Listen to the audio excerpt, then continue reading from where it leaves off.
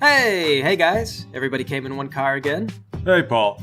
Carpools are efficient, except for Elvis, who's never ready. No, but Mason, it is totally worth it though. Elvis brought a lava lamp. Well, you just ruined the surprise. Why? Okay, Paul. So imagine that you're GMing and then something magical happens. You want to set the mood, but it's hard because Lowry is complaining that his toes are cold. That's why, ta-da, you plug in the lava lamp. And Elvis, you associate lava lamps with magic? See, I associate it with stoners in the 1970s. It's hypnotic mood lighting. You don't have to do drugs to appreciate the mood. Considering magic is usually a fireball, I would think that fireworks set more of an appropriate mood. Well, we're not doing D&D anymore, so there's no fireball. We don't cast fireball. I know that, Paul, but every system has a fireball. No, it doesn't. I mean, I'm half tempted to say that it's some kind of proprietary copyright thing. I'm just saying, I don't know what we're playing today, but if there's magic, there is a fireball spell. Well, we're going to do an ad-lib game today, set in fantasy, but turn of the century, where magic provides power for trains and automobiles. All of you guys are orichalcum miners, you don't know how to cast magic, and the fine particles released by the rock cutting will eventually destroy your lungs. But there is magic, though, so somebody somewhere casts a fireball. No, there's no fireball spell. Spirits live among you, and magic can be harnessed into a sort of energy, but there's no fireballs. There's no Tensor's floating disc, no Tasha's hideous laughter, just classic, inexplicable magic. That we have somehow turned into energy. And also there's the magic of popcorn lung. And there's always friendship. Not us, probably, but there's a group of friends somewhere in the world who can believe in each other. And the spirits who can tap into the magic can cast a fireball. No, they don't cast fireball, they do spirit magic. Well, have we ever hit a methane gas pocket in the mines? Because that explodes into fireball.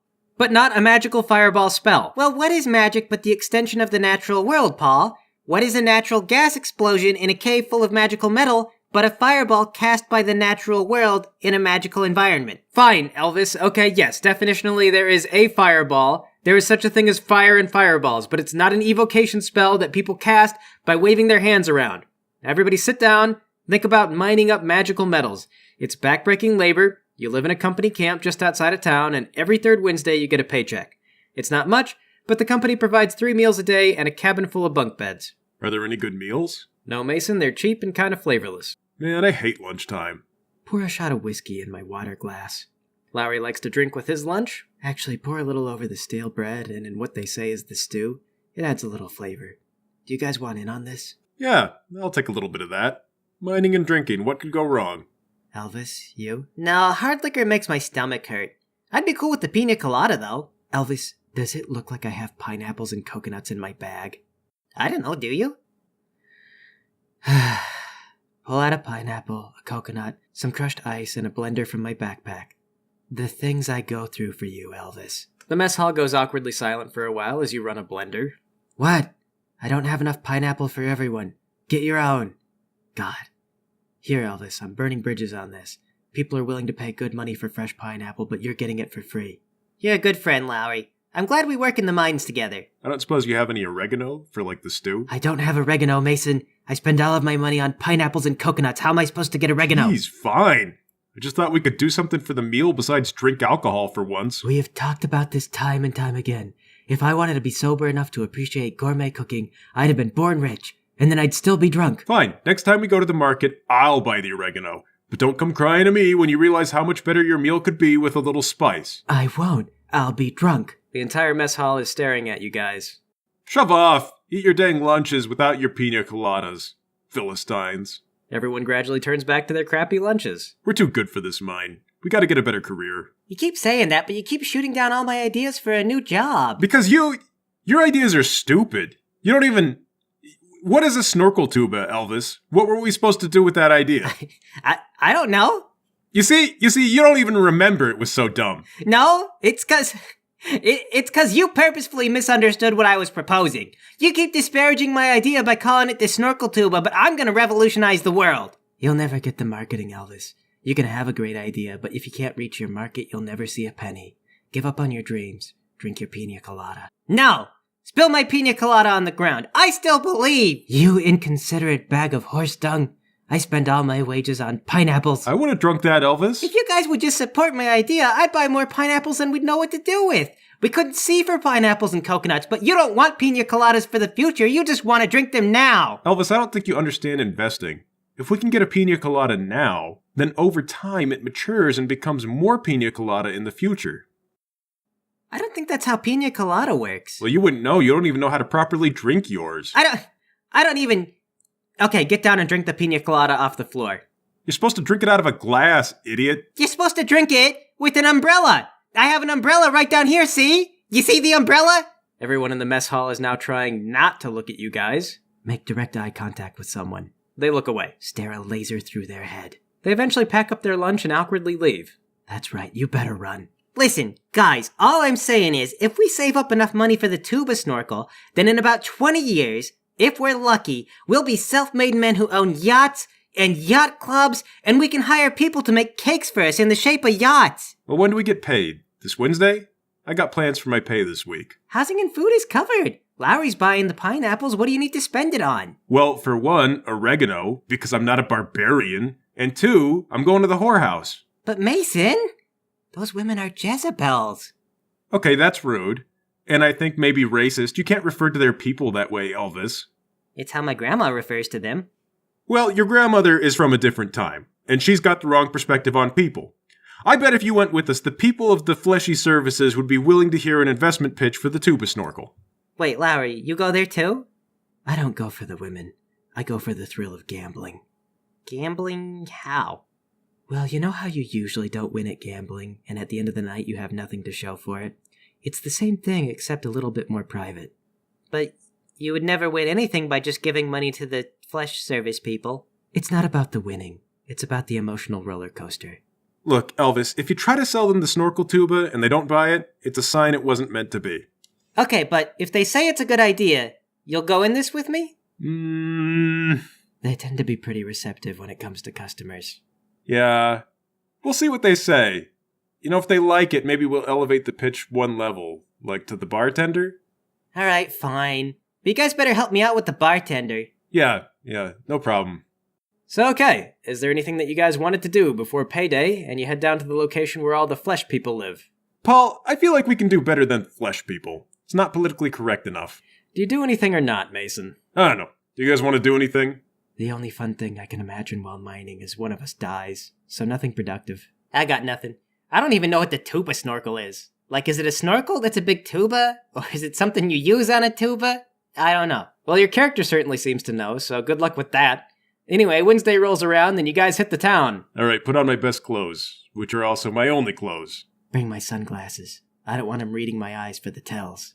Not a single prostitute has called your bluff yet. I am a cool cucumber. Bring my prototype of the tuba snorkel. Whatever it is. Alright, Elvis, is it pocket-sized or carried under your arm? It's really hard to carry. Hey Mason, can you help me with this? This thing is huge.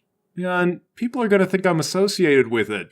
Well, when it revolutionizes the world, you won't be embarrassed then. Alright, fine. But if they tell you to check it at the door, I'm not going to guard it, okay? Why would they not let me bring in such a useful invention? You get to the door and the doorman goes, "Hold up, what's that thing?" This, sir, is the tuba snorkel. A revolutionary piece of technology that will change your life. That's not meant for the girls, is it? Well, not per se. It's kind of meant for everyone. I was hoping to get their opinions on whether or not it's a good thing to sink my life savings into. Well, it's way too big. You can't bring it in. What? Where is everyone's vision? You're laughing at me today, but what if tomorrow you're crying because you missed out on the tuba snorkel? You could be a ground floor investor. What does it even do, man? Well, that's the beauty. What doesn't it do? What doesn't it do? It's such a useful device, but this is just a prototype. The production model is going to be a lot more compact. All right, fine. I'll let you take it in, but we're going to charge it like it's an extra head. So cover fee and hourly rates are double. Well, you know what? I will pay your exorbitant fees because within 20 years, I'll barely understand the value of money because I'll have so much of it because this invention is just that useful. Yeah, whatever, move along.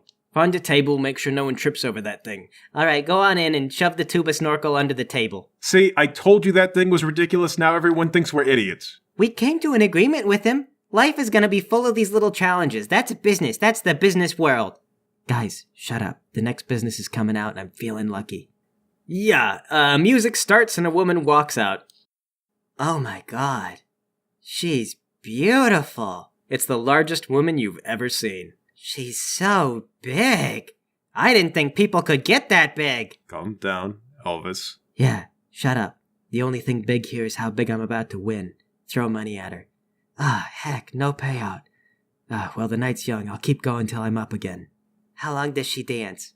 The dance ends. No, send her back out. I want to show her my tuba snorkel. The guy who comes out to introduce the woman says, Sir, you can show her your tuba snorkel in a private event. Just go to that table over there and make a request. Okay, I go to the table. How much is it to see that big lady, and also I bring this? Lift up the tuba snorkel. I'll pay anything. The guy looks at you for a second and goes, how much you got? Empty out my pockets. All of this. Just take all of this. Everything. He squints at the cash and goes, well, I guess that'll get you 20 minutes. That's plenty, right? Wait, do you know of anyone who's bigger? No, don't answer that. My heart is true. Sign me up. When do I come back? We'll just go up those stairs right now, man. Lug the tuba snorkel up the stairs. Wait, man, you gotta leave that thing down here in the corner. No, you don't understand. This is the tuba snorkel. The future of modern living. I have to show it to that enormous lady. Oh, what even is it? I can't let you take that up there. The doorman said it was fine if I paid double. Is that what he said? Yeah, he said I could pay double and keep the tuba snorkel. Alright, if he said that, then you have 10 minutes. I need less than that, sir. I am about to change this woman's definition of 10 minutes. Okay. Most guys don't brag about that, but she'll like the double pay for half the time, so. I go up the stairs. You come to an open door and find the world's largest woman laying across the bed like a seductive sack of potatoes. Ma'am, have I got something truly amazing to show you? I bet you do, baby. I bet she's heard that before. Alright, I waste my entire 10 minutes talking about the tuba snorkel. She appears as enraptured as she possibly can be with every word, and she does her best to ask questions and keep you talking. Wow. And she's so nice, too. Lowry and Mason, what are you guys doing with this time? Come on, no whammies, no whammies. Stop! Ha! Throw more cash. Mason, I'm running out of money. Can I borrow some scratch? No way, man. I swear one of these girls are going to pay out eventually, and I'm going to make double what I lost. You sound as bad as Elvis. Look, I'm going to go hang out with one of the girls for a while. Don't go to payday loans this time. Don't tell me how to live. I can feel a hot streak coming on. You can't lose this many times in a row and keep losing. All right, fine. I don't know where you find the money for pineapples. I don't pay for those. I thought you explicitly complained that you did. Don't listen to what I say. Go spend time with your girl. When you come back here, I'm going to be on top. You just wait. Fine. See you in like 15. Walk up to the desk. Hey, Phil, is Christine busy tonight? I got an opening, Mason. Usual 15. Yeah. Can I get something for the lady on the way up? Sure, here you go. He hands you a menu. Hey, wait a minute. Did your prices go up? What do you mean? Your cheapest champagne is double cost now. What are you doing, Phil? Everybody buys the cheap stuff, and now we're short on it. Well, I'm not going to pay this much for your worst champagne. Well, you're not obligated to pay for it, Mason. All right, now, you and I both know that Christine is a very discriminating woman with a keen eye and a discerning taste for things that go in her mouth. I mean, if you think so, man. I know she is, and I can't go up there empty-handed. Look, Mason, you're a good customer. So between you and me, it's all kind of a scam, really. I mean, look at this. I'm selling a box of chocolates for twice what they're worth. I know. I'm not stupid. It's like a gratuity, and she also gets chocolates. Actually, that looks in my price range. Can I get a box of those? Yeah, you got it. All right, thanks, Phil. I'll see you in 15. All right, you go upstairs and you find your girl. Hey, Christine. Guess what I got? Oh, hey, Mason. A box of chocolates you shouldn't have. What, no champagne this time? She takes the chocolates from you. Oh, that cheap old stuff? Nah, I thought you deserved better. Oh, it wasn't because prices went up, was it? Oh, did they? Oh, I didn't even look at it. I mean, I've been thinking for a while, like, cheap champagne's not that great. Chocolate, though. You notice her eyes are kind of starting to puff up. Oh, hey, Christine, are you feeling okay? Now that you mention it, I do feel kind of itchy. Actually, I don't really feel that good. You're not allergic to chocolate, are you? No. Okay, because this seems kind of like an allergy. Were there peanuts in there? I mean, were there peanuts in the chocolates, Paul? Yeah, they're like packed to the brim with peanuts. You can see them bulging out. Yeah, tons of peanuts. I mean, can you not see them? They're in the chocolate. There's so many. How would you not notice them? She collapses. Oh, God. Christine? Oh, no. Is she not breathing, Paul? She is not. Okay. Well, this is kind of my fault. I mean, not really my fault. I know about the peanut butter allergy, but it's not gonna look like I killed her, right? Well, thing is, you're checking her out, and it looks like the client before her might have been into rough choking. She's got the marks on her neck. Oh, they're gonna think it was me. Run to the top of the stairs and try to get Larry's attention. Psst, Larry! I'm sobbing.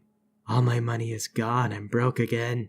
Larry! What? I need you to come up here. Fine. I just walk up there like I own the place, Paul. Don't make it look weird. All right, nobody stops you. You're confident enough. What do you want, Mason? Can't you see I'm grieving my lost money? I should have just bet on Elvis's stupid invention. I would have lost just as bad, but at least then Elvis would be happy. You already invest too much into him, in more ways than one. And now I need you to invest into me. Take Larry to the room and show him the girl. Am I supposed to be proud of you, or... No! Why would you be proud? She's dead! Well, is that normal for this type of thing? It isn't. I mean, not from my perspective. Well, then why did you do this?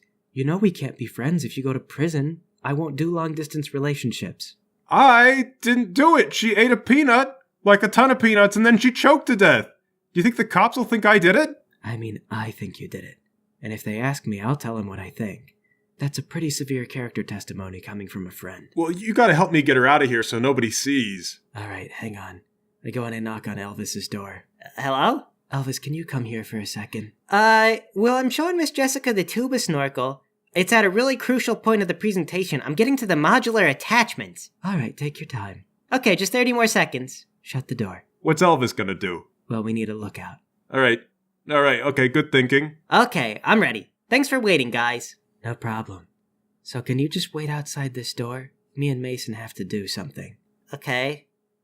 Don't do anything gross, please. Well, okay. All right, what do we do? Paul, is there a window in this room? Yeah, there's one higher up on the wall. Okay, Mason, you're gonna help me throw the body out the window. Then we'll take it out of town and bury it in the woods. No one will ever know. Okay, man, if you think that's best. Well, what would be best is you not killing this lady, but one step at a time. I told you I didn't kill her. I mean, these were clearly peanuts. Phil should have known about the peanuts. Christine should have known about the peanuts. It is not my job to know about the peanuts. Well, you have a different job now. You grab her shoulders, I'll grab her legs. All right. Sorry, Christine. About the peanuts. And this? And also that last time I was here when I drank all the champagne myself and I fell asleep. I know you said it was fine, but I still felt really bad about it. Okay. Okay, 1, 2, 3, and hop, you toss that body out the window. Okay, Lowry. Take Elvis, hide that body so no one stumbles across it, and then meet me around back in a little while. I'm gonna hang out, to avoid suspicion. All right, come on, Elvis. What were you guys doing in there? Oh, stuff. I think Miss Jessica's really gonna buy a tuba snorkel. She asked a lot of good questions about it. I am feeling really confident about the future. Okay, we actually just dived into this before I was ready and I didn't get any beverages or anything. So give me a second to grab some soda. I'm gonna be right back.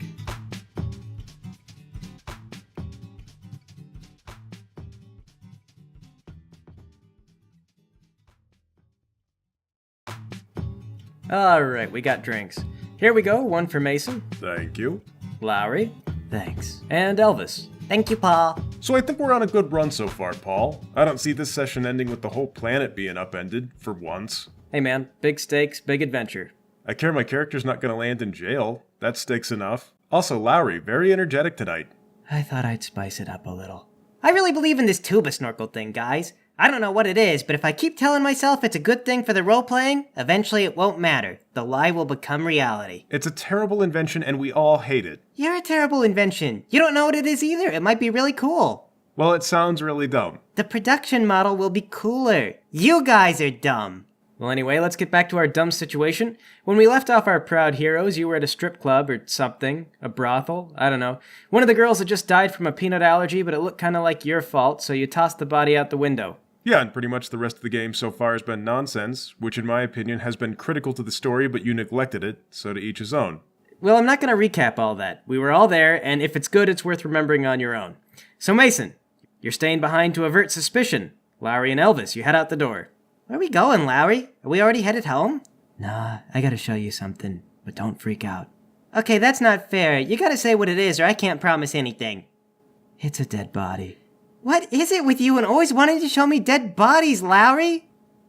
I think they're cool. It's like a person, but they're dead now. How is that not cool? The dead part. I like the people part when they're alive. See, that's what I find debatable. That might be the worst part. Once they're dead, they're still mostly people, just with less blood sloshing around. Well, the dead are poor conversationalists. Actually, in this world, sometimes the dead come back to haunt their loved ones. Except my grandma, who talked entirely too much and never had to sleep after she died. Either side of the fence is bad, Lowry. Well, come on, just look at one more dead body, tell me if you think it's cool, and then that's the last one I'll show you, I swear. Fine. Where's the dead body this time? It's around the alleyway, come on. Lowry leads you to where a dead woman is laying in an alleyway. She's all puffed up, like some kind of allergic reaction. How do you always know where all the dead bodies are? It's a gift, really. Anyway, we need to hide this one. Nuh-uh. No, I don't want you coming back to it later. Just let the dead sleep, otherwise they're gonna haunt us. Am I gonna get haunted?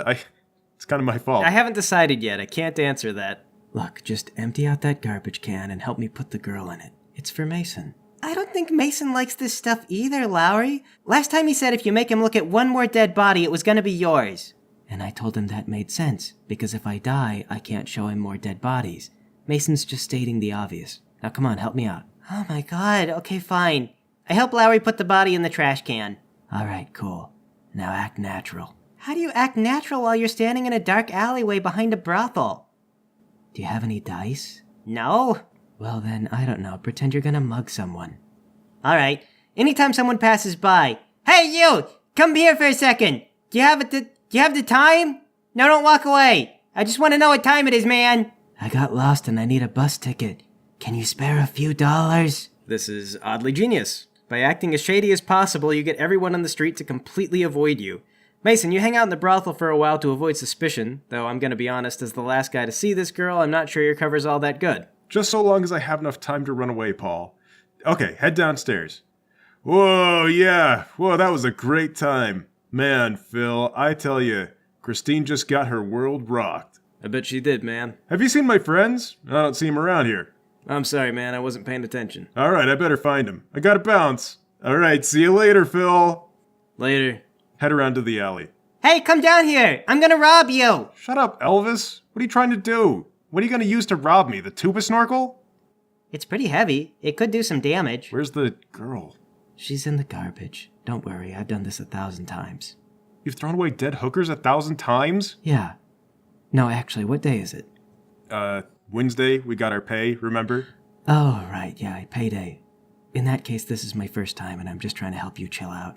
I'm not sure you having experience with murder would make me feel more cool about this.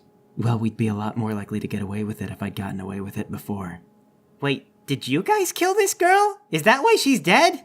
No, I didn't. Mason did. Mason did? I did not! It's always the ones you don't expect. I didn't kill her! Oh no, well, I'm the least suspicious one in the group because I don't suspect me at all. That means I'm gonna be the one who kills next! She choked on a peanut, Elvis. What drove you to this, Mason? Nothing! Peanuts! She ate a peanut! And now she's never gonna eat peanuts again! Why? Apparently, she shouldn't have eaten them once. I didn't kill her! It just kinda looks like I did. But how did you do it? She was out here in the alley. Did you throw peanuts at her? You were inside. How did this happen?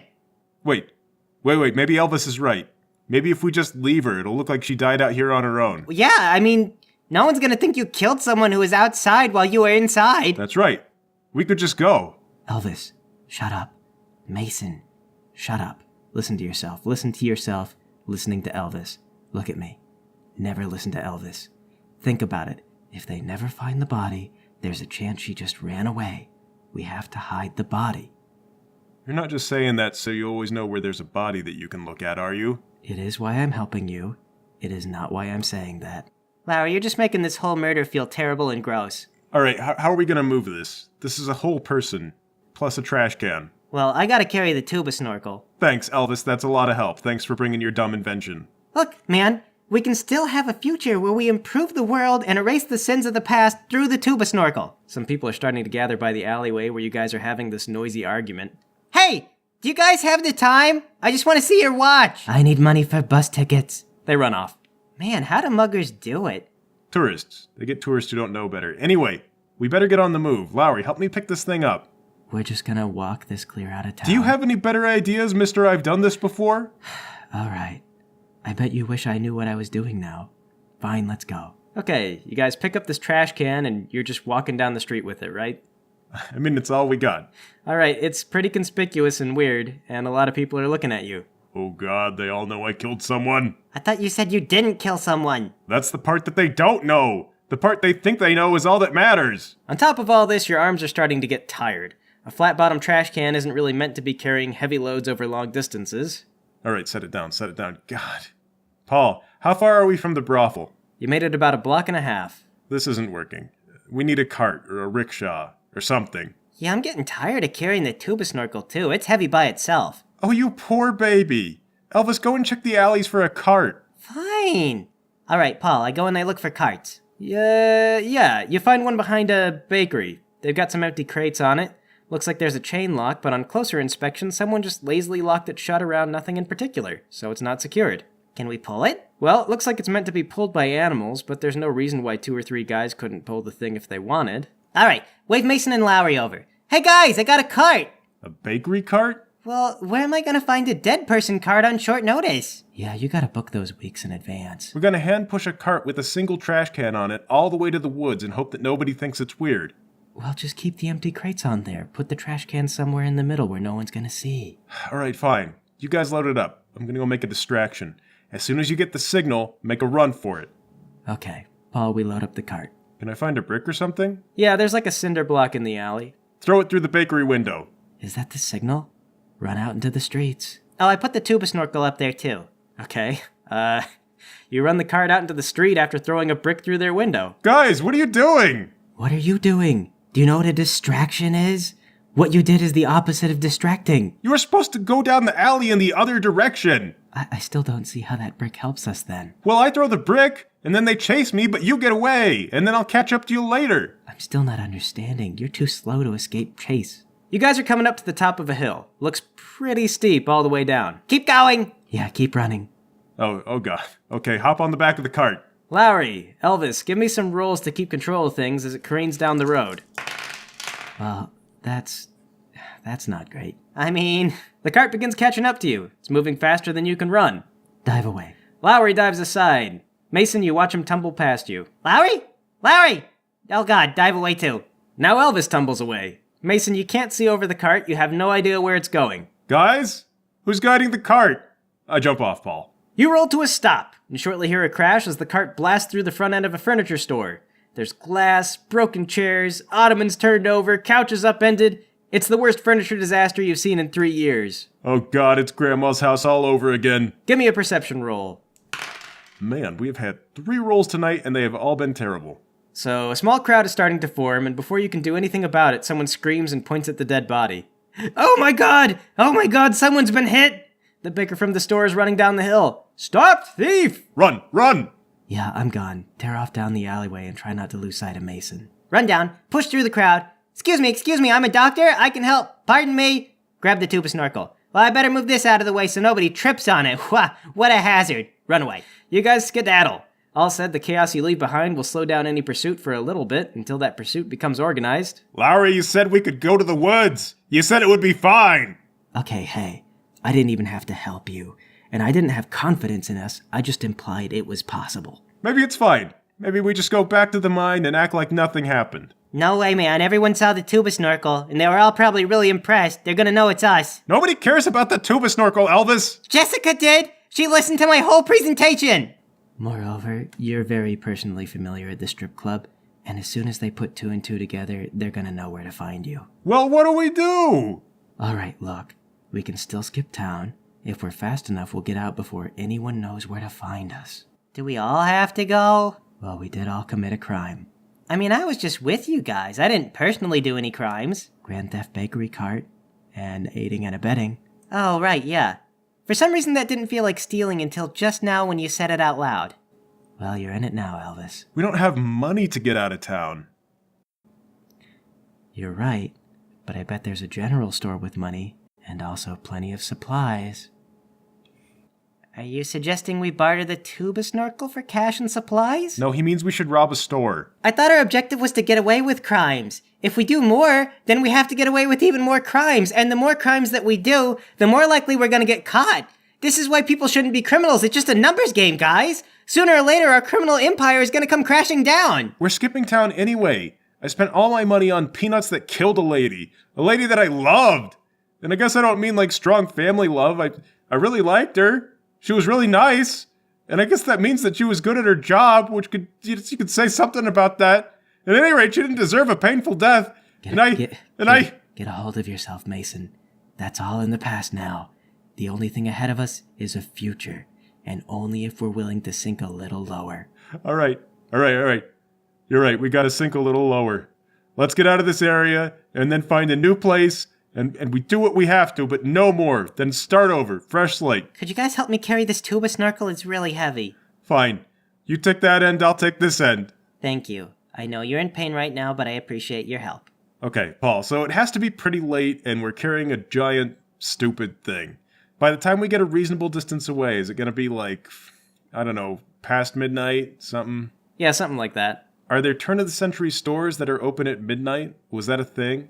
We're gonna rob them anyway. Why not just break into a place? All right, fine. I mean, none of us knows how to pick locks. It's a robbery. We're gonna smash a window, grab everything we can, and run away. Almost no criminal has the skill to silently pick locks. Okay. Well, as long as the other criminals aren't going to look down on us or make fun, I guess we can do what the other criminals do.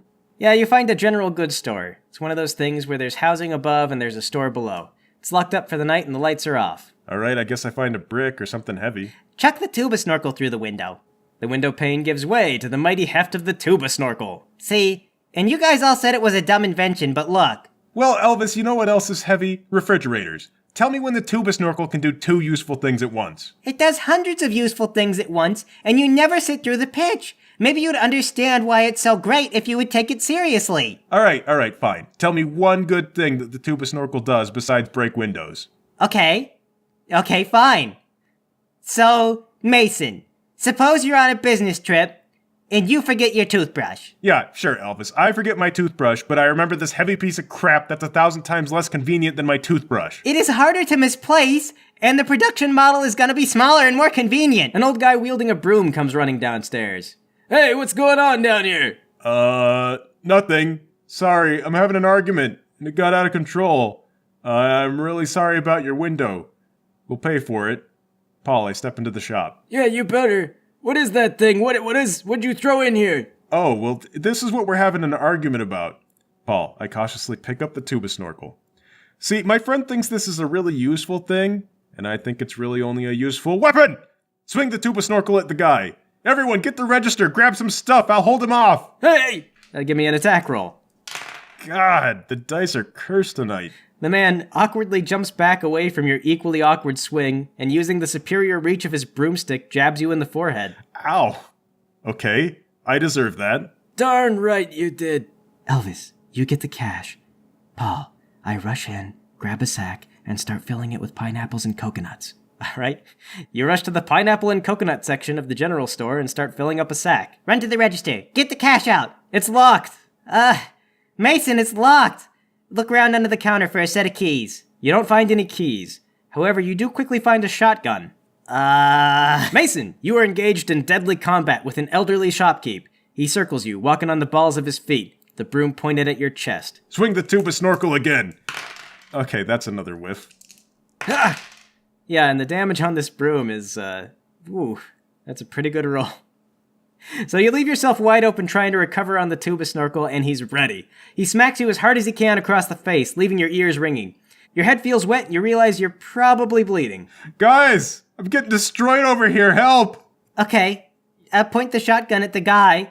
Pull the trigger, I guess. It was loaded. Give me an attack roll. No. Oh, that's a good roll, though. Blam! The man hits the ground with a gross, wet thunk. Blood begins to pool around him. Oh, no. I just killed that guy! You shot it with the shotgun. What did you think it would do? I wasn't even sure it was loaded. Well, what would be the point of it if it wasn't loaded? Well, to tell me that it wasn't loaded when I pulled the trigger. Man, we're in a city. Paul, are there still people outside? Well, it's not as busy now, and that gunshot probably made the majority of people run off, but yeah, someone's probably gonna notify the police. All right, guys, just grab what you can and run. Paul, I grab a bunch of boxes, as many as I can carry in one arm, and I run out of here with the tuba snorkel in the other. I guess that'll have to do. Follow Mason. Okay, guys, the register, it's still locked. Set the shotgun down. Step over the old guy. I'm really sorry about this. Your register's still locked, so he's still got the cash. Follow Lowry and Mason. All right, run. Run until I think we're safe. Where are we even gonna go now? Well, I have a cousin who lives down by the meatpacking plants. Maybe we can stay with him? Is he gonna be okay with murders? Yeah, we're really murderers now. No, Elvis, only you are really a murderers now. The rest of us are just accessories to your crime and victims of circumstance. Allegedly, your alibi is still pretty weak, Mason. And somehow, Lowry is the most innocent of us all. Aside from trying to hide that body, he's only guilty of Grand Theft Pineapple and being Lowry. And I don't think the judges are gonna be lenient with me on that a second time. Paul, what did I even grab anyway? 2 boxes of animal crackers and a box of condoms. What? Why do they keep these together? Are people having a wild night of animal crackers and human passion? Animal passion. These are supposed to be by the liquor. I should have grabbed liquor. Stupid. You're right. Now we have pineapple and coconut, but nothing to mix it with. I killed an innocent man. He was probably going senile from the sounds of it. He just had snack foods and condoms next to each other. There's probably grilling utensils on the other side of that. Aisle 3, barbecue grills, animal crackers, and condoms. Maybe somebody didn't shelve them right. It's just 1 box. You know how customers sometimes decide they don't want something? Can you imagine being that customer? You just put this box on a random shelf and you're like, whatever, someone will figure it out. Not ever knowing that 3 criminals would that night pay for your negligence. All right, just to recap, we have pineapples, coconuts, animal crackers, and condoms. We temporarily had a shotgun, but someone thought that wasn't useful enough to come with us. Do you trust me to own a shotgun? Okay, fair point. I could have held it, but I'm glad you left it behind. And we also have the tuba snorkel. Guys, I'm worried we might be stupid. You know how they say that most criminals get caught because they're stupid? We might be stupid. We might get caught. No, don't say that. We might not get caught. But we are stupid, though. That doesn't mean we'll get caught. The cops could be stupid, too. We haven't thought anything through. We're gonna go to turn-of-the-century jail, which I hear sucks. That may also not be true. Maybe it's lovely. They're gonna start looking for 3 idiots with a tuba snorkel and a bag full of pineapples. And it's gonna be so easy to find us. Listen, Mason, we can still kill ourselves. They'll never arrest us if we're dead. But, they'll still find us, technically. No, all right. Here's what we do. We rob another store, get a whole bunch of concrete, steal a boat, go out to a deep body of water, let the concrete dry around our feet, and then throw ourselves in. How does that help us? We won't look stupid. Everyone will think we're a big deal. Yeah, that's true. How long do you think it'll take to realize we killed ourselves so we wouldn't look dumb? Guys, I'm really concerned this might still be stupid, and we have to acknowledge that we have a problem, and that the problem is that we're dumb. Admitting our problem is the first step. Well, what's the second step? Go to college? Because I can't afford college, Mason. Not until the tuba snorkel really takes off and makes us all rich. Yeah, okay. Let's circle back to staying the night with my cousin. And then after that, let's get the heck out of town. Okay, but before we go on, I threw some pizza in the oven, and it's probably ready now. Let me go grab it.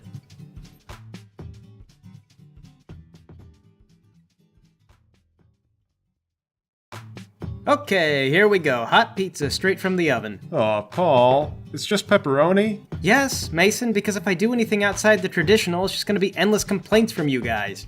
I don't expect any of you to be grateful. All I want is artichoke heart and maybe anchovies. I don't even know where to get artichoke heart. You get it from artichokes, Paul. You know what I don't get? How come it became a social media meme to complain about pineapple on pizza? Elvis, anything that's popular on the internet today probably has roots best left undiscussed. There was a time when pizza was code for inappropriate material, and the toppings would indicate the material of the genre. Wait, so then what's pineapple, Lowry? Inappropriate images of My Little Pony characters. Okay, so every time I see someone posting about pizza toppings on the internet, it's a disgusting code? Oh, definitely not. The subtext was clearly lost somewhere along the way, but the joke lives on independent of its source. Okay, because the thing I was gonna say is that being mad about pineapples makes no sense. You're supposed to pair it with ham or bacon or something salty to get a salty and sweet combo. I don't think you're obligated to like it, but the logic is 100% clear. Artichoke hearts, on the other hand, I don't know. Why? Elvis, what's wrong with artichoke heart? Well, what's the objective of the artichoke heart? You consume the heart of the artichoke and you gain its power. I mean, but seriously, just so you have a vegetable and I like the texture, I guess. I don't know, it's like a fleshy vegetable. I wouldn't even know what kind of inappropriate material artichoke heart is code for. Okay, you see, this is why I'm doing the most bog standard pizza topping in the history of pizza. Because you guys are insane! You think there's some kind of cultural subtext behind it, or like I'm tipping my hand on my fetishes or something. Alright, okay, only Lowry is doing that. Well, I'm gonna be wondering if pizza topping debates on the internet are secret code from now on. Welcome to my world. All my friends who share from those Facebook meme farms sound like weird, opinionated perverts to me. This must be why memes are so boring now. Because they're all machine shared, but the machines don't understand the subtext, so any kind of cultural in-joke gets lost. Anyway, where we left off, a hooker died from a peanut allergy, and you guys tried to hide the body.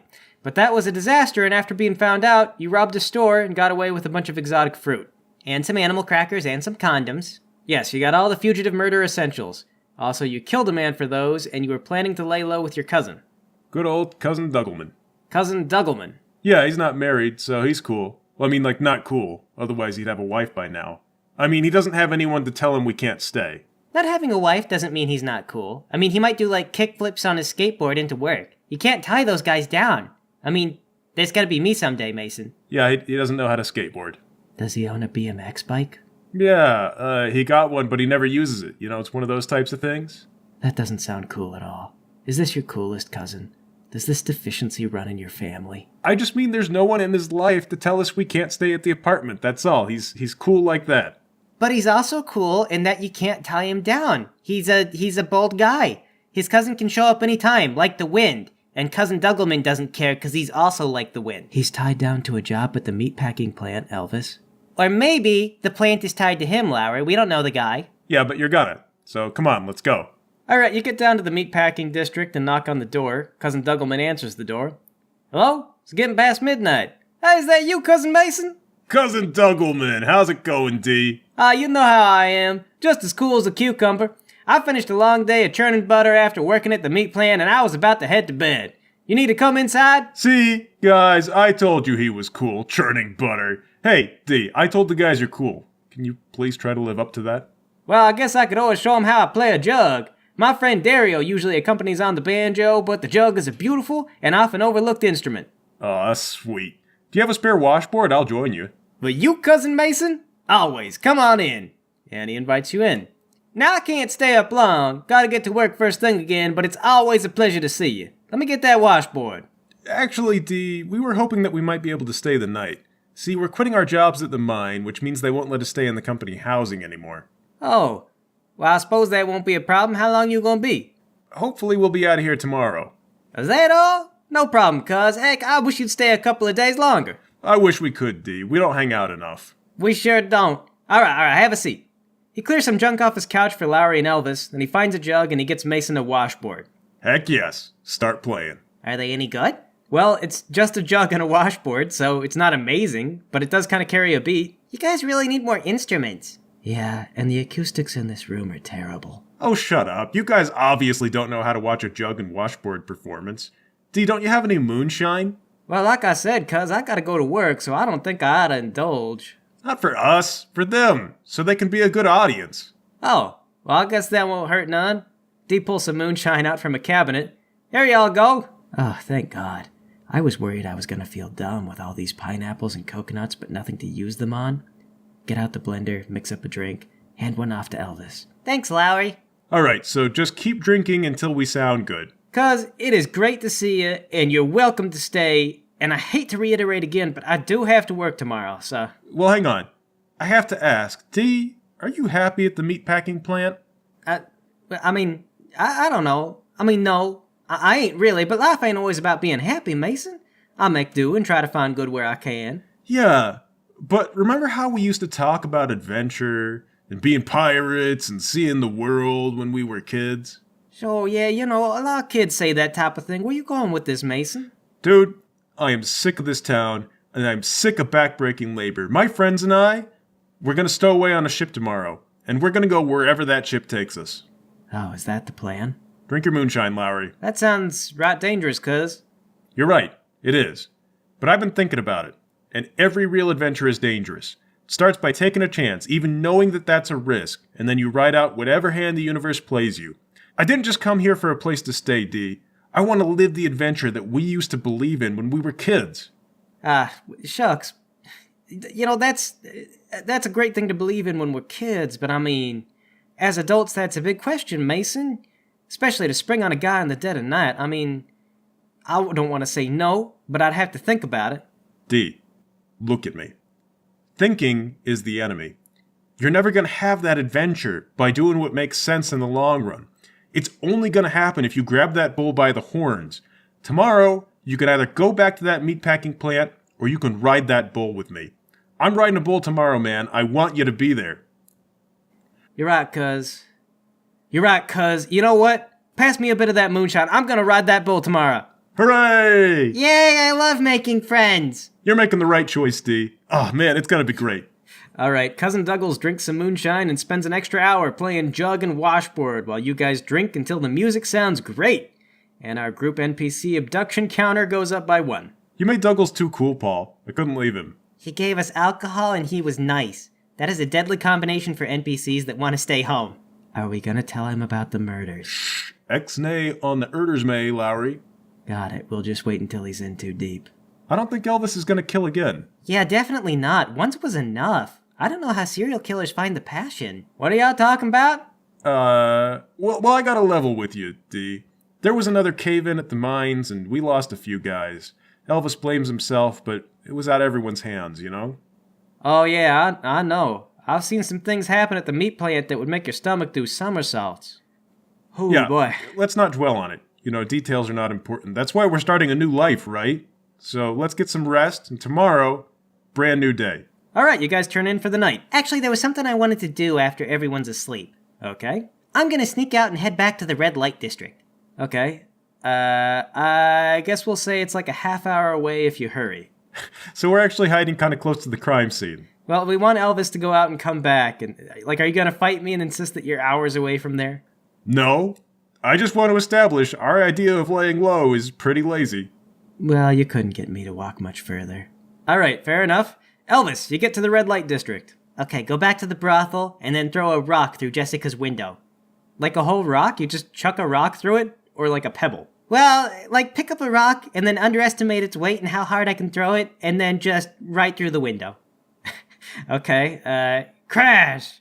And you hear, "Who the heck did that? Look at this broken glass everywhere! My God!" She opens up the window. "Who did that? Was it you?" Jessica! Me and the tuba snorkel are leaving the country! "Who the heck are you? I'm gonna call Mr. Big Stick." Who's Mr. Big Stick? "You wait right there, you're gonna meet him." Okay, I wait right there. Alright, eventually, the largest man you've ever seen, with enormous sideburns, walks out the door. He's carrying a huge stick. Wow. You're the most beautiful man I've ever seen. And that's a really nice stick. Did you throw a rock through my wife's window? No.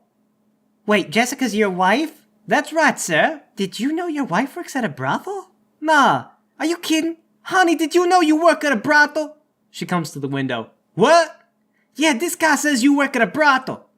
Earl, what are you doing? Just hit him. Wait, before you hit me, I'm going out of town, and I'm taking with me the world's most wonderful invention. I want the two of you to come with me. Your wife believed in me, and if you're married, you have to have certain values in common, probably, aside from your majestic beauty. And I want you guys to get something for believing in me. Man, I know what the heck. Get the heck out of here before I flatten you into a pancake. Oh, so is that how it is? Nobody believes in the tuba snorkel, you just write it off first glance. Jessica goes, "Oh wait, I remember this guy, darling. I didn't really care about your invention. I was just being nice because you were paying me." What? But I thought the pay was for intercourse. Which didn't happen, actually. No offense to your wife, sir. It's not that I didn't want to. I was just so caught up in her beauty, and also in my tuba snorkel. Baby, you pay per hour. I'll act interested in anything you want so long as you're paying. Oh. Well, I'll probably run out of money before we even get halfway out of the country. I don't suppose you guys would take credit? All right, it's pancake flattening time. No, run away. Hot tears streaming down my face. None of it was real. None of it was real except their enormous beauty, which was so far beyond my reach. All right. I assume you go back to Cousin D's. I do. I lay down and cry into my pineapples and moonshine until I pass out. All right. Next morning, everyone wakes up feeling not rested, and you all have terrible headaches. It's nothing compared to the ache in my heart. I assume that at least the rest of us are emotionally okay. I mean, yes, but your bodies are not. Lowry, is your character hungover? No, I drink to moderation, but I'll pretend to be hungover so I fit in. 'Cause I don't feel too hot. Do we have to stow away on that airship today? On an airship? Yeah, due to magical engineering, the boats fly. There are runes engraved on the keels. They can also land in water, but flight is faster. Okay. Well, D, I'm actually with you on this. Do you have enough food to get through a day? Maybe we'll shake off this hangover before we try to hide on an airship. Hey, Elvis, I don't suppose the tuba snorkel cures hangovers. It doesn't hardly do anything. Nothing good. It's stupid and it's useless. Well, I mean, I appreciate the realism. Is this because of, the deaths? Because you really didn't have any control, man. You don't need to beat yourself up. No, it's not about the deaths. I mean, this is kind of about the deaths. I have a lot of feelings that I'm still processing. I didn't know that guy. You didn't know the guy that died in the cave-in? What? Oh yeah, I mean, he was new at the camp, and he was really mean to Mason, even though Mason deserved it. All right, that's kind of debatable. No, you did deserve it. I will debate you. Fine, go ahead. I think we should have increased safety standards in the mine. There it is, debate me, go. Increased safety standards would increase costs, and while that burden shouldn't be passed on to us as workers, we both know it would be. Counterpoint, I will pay extra not to be crushed by falling rocks. Okay, I concede. I didn't count on you having the will to live. Ha! Debate victory. Guys, we're kind of talking about my problems here. Okay, Elvis, look. Maybe I've been too hard on the tuba snorkel. It is dumb, and it doesn't really do anything. But part of creating things is the process, right? I keep saying the production model's gonna be smaller. Okay, right. Yeah, and that's fair, and that's good, and I'll give that to you when you make a production model that meets that standard. But for right now, the prototype is way too big and stupid. But big is beautiful. Like a mountain, or the ocean, and other types of things in all their vastness. All right, but that's not true for an object that you're supposed to carry around all day. But why? Elvis, I'm trying to cheer you up. Could you try to cooperate with me? No! Because you've done an insufficient job, just like the tuba snorkel. Fine. Wallow. I don't have a clear head for this. D, about that food. I've got enough to get us through the day. I was kind of hoping we'd pack lunches and not shout so much. All right. Well, do you have money for grocery shopping? I'm afraid I live a little hand to mouth. I had a leak in the roof, so the cupboards are a bit bare. But you let us in and you let us eat your stuff, D. Well, you're our guests. You're the greatest, D. But what do you normally do when you don't have food? You just go hungry? Well, sometimes the church has something on offer. Though I'm not proud to say it, I guess since we're about to be stowaways, so I may as well admit. When it gets really bad, I do sometimes shoplift a bit of bread, maybe some canned beans. This is a lot to take in, Cousin D. It changes a lot of how I see you. Okay, come on. Sometimes a crime happens and it's out of your control. Like, maybe you get in a fight with the guy and he slips and he hits his head.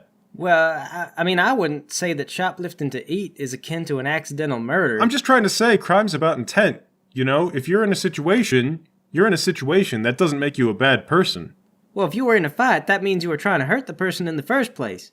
It just turns out you hurt him more than you meant, which is why our mama's always said not to fight people. Okay, well, suppose, like, a shopkeep caught you shoplifting and he tried to apprehend you. That has happened. But I'll just run away from my botched thievery. I mean, it's bad enough to lose my dignity. I don't know what I'd do without my humanity. Well, I think you might not be understanding the thought experiment. I don't want you to think I'm like trying to justify it. I just know...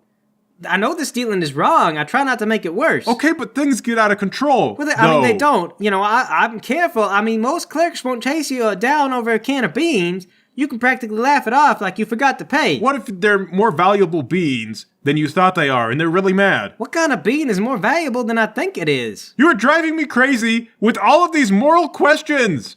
Okay, D, let's just drop it. All right, we're yelling too much. Come on, we're gonna go have to shoplift some food. We will actually need we'll need to do that because boat rides are really long. Elvis, are you coming? No. If I get caught, they'll just humor me and let me steal all the lima beans because they think I'm such a stupid person and I need brain food. That kind of sounds like that would work out for us, though. I don't think it'll actually happen like that. I don't deserve the lima beans. Fine. Yeah, especially if you're not going to pull your weight and earn them. Just stay here and cry into your tuba snorkel. Fine. I will. It's all it's good for. Good. That's right, it's good. Yeah, it is. Slam the door. Open it back up again. Sorry, D, Lowry. I know we all have headaches. I forgot you guys were coming. D, you can close the door gently on your way out. I'm just too mad. Off you go, leaving Elvis behind. I guess we go down to the grocery or like a town square or something like that and try to get a 5-finger discount on a bunch of grains and non-perishables. We're gonna die from scurvy. Well, what do we need for that? Like lemons? I think their acid content makes them last longer. I mean, that's not really true, but... Well, I don't know that. All right, D, me and Larry got it figured out. Grab as many lemons as you can hide. What about oranges? They don't last as long. Why do you think they're called oranges? 'Cause they're orange? No, it's because orange, you glad I'm not a banana. You'll be eating bananas for days, and then that rare time you get to keep an orange is a godsend. I think I've heard that. It's like one of those mnemonics about snakes. Red and yellow is a deadly fellow, but red and black will bite your back. Or red and yellow is a friendly fellow, and red and black it's got your back. Don't go near snakes. I think I do remember Uncle Jerry telling us that one. Yeah, and we never got killed by snakes. Uncle Jerry did, though. He got the colors mixed up. See, if he'd remembered it right, he would have been fine. Anyway, get some lemons. And maybe one orange. We can eat it on the first day. How am I supposed to hide several weeks' worth of lemons? Fine. You grab 2 boxes of hardtack, and I'll get the lemons. Lowry, you do whatever has to be done. Split up, and we'll all meet back at the apartment in 2 hours, okay? All right. Okay, Paul. I look for a fruit stand. You find one. All right, walk up. Oh, lemons. I need some of these. Pretend I'm looking for my bag. I must have left my bag with my mom. Will it be okay if I put these in my shirt? The shopkeeper shrugs. All right, let me see here. I'm going to need 1, 2, 3, 4, 5, 6. Your shirt's starting to feel a little full. You could fit more in there, but this is comfortable. Okay, look at the shopkeep. I'm taking these. Run! You run! I guess give me an agility roll. Hey! Okay, that's fine. Before he knows what you're doing, you've escaped with a shirt full of lemons. D is so dumb. Where am I going to hide the lemons? Plain sight, obviously. Who steals a shirt full of lemons? They never expected. Larry, what are you doing? First, I look around for an unattended basket. Okay, yeah, sure. You find like a ripe target for Grand Theft basket. Take the basket, then hide it in an alley behind some convenient boxes. Sure, yeah, why not? Now, spend the next hour or so grabbing one of any unattended object I can easily steal, put it in the basket, then go back out and steal something else. So just like leaving the basket there and then not stealing anything in particular? Like just stuff that nobody's watching? It's like one of those carnival cranes. You gotta go for the easy stuff on top. Sure. We'll say you walk away with a can of beans, some lipstick, a perfectly good corn dog stick that someone threw away. Can't forget that. Free stick. You can't get those on a boat. Maybe like a small wooden toy, a handful of mints that might have been free anyway. Potato. Maybe some corn. And an ear of corn. Okay, I didn't hear a can opener in there for that can of beans, so go back and look for one of those. Alright, we'll throw a cheap can opener on top of that. But when you get back to your basket, you find a skinny old man in rags leaning over it. Excuse me, I believe that's my bag of wonders that you're ogling. Your bag of wonders? I don't see your name on it. Did you look on the bottom? That's where I wrote it. Oh, well Don't touch it. Don't pick it up. It's mine. How am I supposed to see the name on it if I can't look on the bottom? Flip out the can opener like it's a butterfly knife. Don't make me use this, old man. Are you trying to make him think it is a butterfly knife? No. Have you ever seen a man's skull opened by a can opener, old man? Because I'll show you. I mean, I won't show you because you can't see your own head, but try to imagine it. I am, and I'm having a difficult time visualizing how the can opener latches to my head. He grabs the basket. Don't. Okay, don't. Do you know what I had to go through to get that corn dog stick? I am well aware of the value of a corn dog stick. Then you know I'm willing to kill for it. And I am willing to risk my own life to have it. Take a step closer. Are you sure about that? He stands his ground. As sure as this isn't my first corn dog stick rodeo, Mr. Treasure Hunter. Take another step. Don't make me do this. Oh, I'm willing to do it. Life's hard on these streets. It's made me a hard man. Grab the basket. Shove him. He stumbles backwards, then slips and hits his head on the cobblestones. Blood starts pooling beneath him. You have the basket.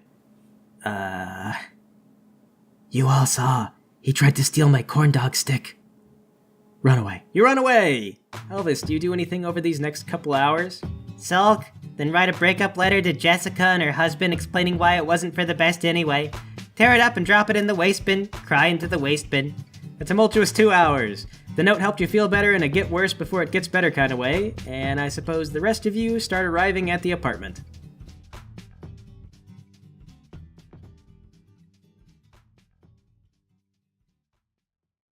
Man, you know, grocery theft is a difficult job. Stealing with the moral purity of just wanting to eat is way harder than robbing a gas station at gunpoint.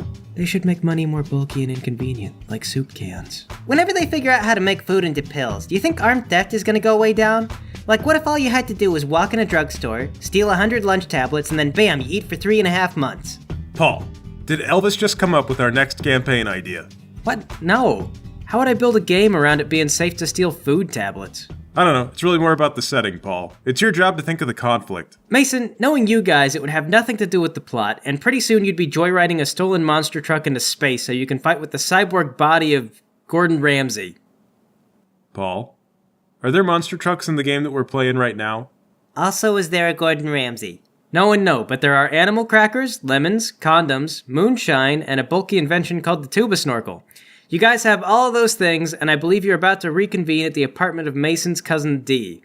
Did you have something you wanted to do before you got back? Well, all I've got is 6 lemons, and Cousin D stole a box or two of hardtack, so I guess steal some lunch from a sandwich vendor?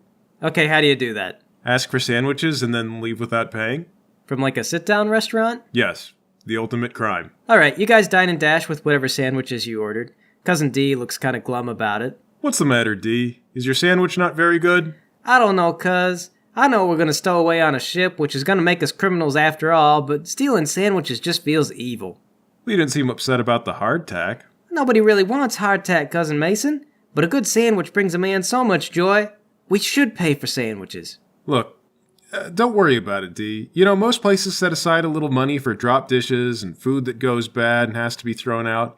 It's not polite, but it's not the end of the world for the restaurant. But what if everyone started stealing sandwiches, Mason? Society would come unraveled and pandemonium would reign supreme. Oh, if everyone was stealing from this restaurant, the cops would start hiding in the bushes.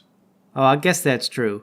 Though it's no way to live all the same. Yeah, whatever. Anyway, don't tell the other guys that we got sandwiches without them, or they're gonna get jealous. Meet up on the way to the house carrying a sandwich that I stole. Oh, hey guys. Lowry! Where'd you get that sandwich? I found it. Well, did you find one for all of us? Eat the sandwich really fast so Mason can't take it away. Oh, that's just great, Lowry. Don't even savor it, just wolf it down. But Mason, didn't we just... Yeah, it's alright, D. You don't have to say anything. We'll just shame Lowry in silence. That's really good. Oh wait, you wouldn't know. Fine, whatever. Look, when we go in, don't anybody tell Elvis that we had sandwiches. Alright, go in.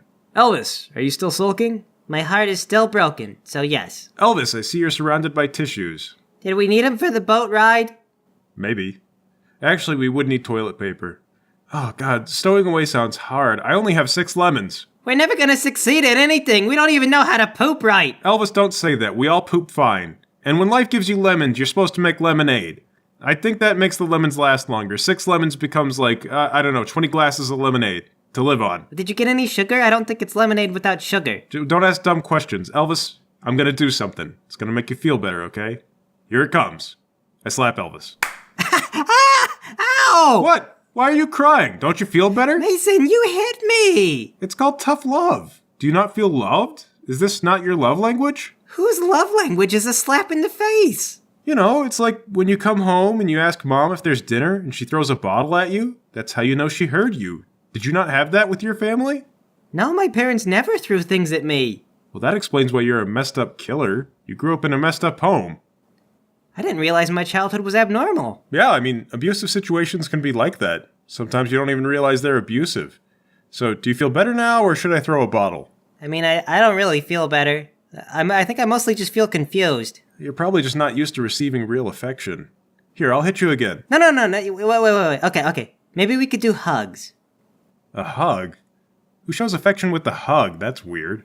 Satan does, and he's naked while he does it. Satan's a pervert. Okay, I know we're like turn of the century guys with jobs that kill us by the age of 35. So let's do. I mean, we gotta be. We want to do tough love if we're gonna about do love. a bear hug. A bear hug? Yeah, like a hug, but like a really tough hug. Like you're trying to kill me with the hug. Okay. I guess that's kind of tough love. So do I? I feel like I should get the hug first. Okay. All right. Here we go. All right. Yeah, that's pretty tight. Did that work? I don't feel like that was violent enough. I feel weird. Well, I'll do one for you. Okay, here, you ready? Okay. Okay. I'm not sure. Okay, so those are bear hugs. We can do those. I don't know if that worked as well as hitting. Yeah, it looked a little perverted to me, like the devil's embrace. Yeah, I feel really funny. Like a barrier came down, and that is not safe. Well, I feel a little better. That's good, but I feel like this quit being about you as soon as it got weird. Well, do you guys want to get lunch? I'm hungry. No, we already had lunch. Nobody tell him what it was. Man, you guys already had lunch without me? You were here sulking, Elvis. Fine. Give me one of those lemons. Does anyone have any sugar? We have moonshine. Fine, I'll take that. So, not to dampen our weirdly charged mood, but I got in a fight with a guy, and he might not be okay. Oh my god. See, I knew this would happen. I knew it. You don't understand. He tried to steal my hot dog stick. The cops are gonna be looking for us. Do you think they'd come to Cousin D's? How would they know it's you? Why would they come to my place? Dang it, Lowry, you're right. We need to escape today. We've got all we need. We've got animal crackers, a box of condoms, 6 lemons. 5 lemons, Mason. 5 lemons, moonshine, and a bunch of coconuts and pineapples. That's enough to get through, like, a long trip. Come on, guys, grab your stuff. We gotta go before the heat comes down. Oh, it's better than all that. I've also got a hot dog stick, and a can of beans, a can opener, and maybe 1 or 2 other things that Paul listed. A basket and some lipstick. We're gonna be pretty. Pretty good at stowing away. Paul, we head down to the docks. You set off. The plan, as good as it's gonna be, is in motion. Before long, you're at your destination. Some ships are resting in the water, but others are moored in the air against tiered docking stations. I bet that's real safe in a storm. Alright, guys, we don't want the cops to think we're the guys they're looking for, so try to act cool. Hey, do you have the time? I'm gonna rob you. Elvis! Gosh dang it. No! But everyone avoids us that way. Elvis, there is a time and a place to shout fire in a crowded theater. Definitionally, that place would be a theater. Yes. And the time would be when the theater is very crowded. And the dock is crowded, but I don't see a theater, so let's not go around making a scene, alright? Let's just, I don't know, peruse the boats. Can we try and do a flying one? Seaboat sounds boring. Are these like wooden boats? Or like turn of the century Titanic types of boats? Yeah, there's some big ocean liners, like the Titanic. I wonder what a flying Titanic runs into. Wait, passenger ships? Yeah, there's a couple on the docks. Okay, because I was going to hide in a cargo ship, but hiding in a crowd of people that don't know each other sounds way easier. So, D says, how does one go about boarding a passenger ship they have no ticket to? Well, D, we could steal someone else's ticket. I don't know how I feel about that. Seems wrong. We could kill them and take the tickets. We're headed in the wrong direction, gentlemen. I guess we could just break their kneecaps and leave them for dead. There has to be some way we can do this without making someone else's life worse or over. Maybe we could hide in a cargo crate? Won't they stack those up? We might wind up buried. You know, D, you're poking a lot of holes, but I don't hear you making this plan any better. How about we all dress up like sailors? There's gotta be 100 or more crew members, right? They won't notice us right away. Alright, so we beat up 4 sailors and steal their clothes. Or we could also break their kneecaps and leave them for dead. Not to poke holes again. D, you are making me regret taking you with us. Alright, well, they gotta make the outfits somewhere. So let's go there and shoplift some of those outfits. Elvis, we don't have any idea where they make the uniforms. Well, hang on. I'll figure it out. Paul, go look for the biggest passenger ship. Walk up to one of the crew members working on it. Wow, that ship is huge. It's beautiful. Oh yeah, the Boudica. Big girl, her. When's it leaving? Should be late this afternoon. I like your outfit. Are those off the rack or do you get them custom from a tailor? Oh, these? Yeah, we get them from Frilly Francisco's. Off the rack usually, then you hem them up yourself. Okay, cool. Good luck with the boat. The big ones break your heart. Ain't that the truth? Bye. Okay, go back to the group. I found us a huge boat, and I know where they get their uniforms. This is spy stuff, guys. I could be a real spy. Did you fill out the forms to send back to the Queen? No. Well, that's the difference, Elvis. Well, then what I did was a lot cooler than spy stuff. Well, anyway, let's get down to Frilly Francisco's before that boat takes off. All right, nobody asked where to find Frilly Francisco, so we'll say in between threatening to rob people, you occasionally ask where to find it, and eventually a tourist stops and mentions that they have seen that down the pier a ways. You walk through the door, a bell dings, and a man emerges from the back room. Oh, hello.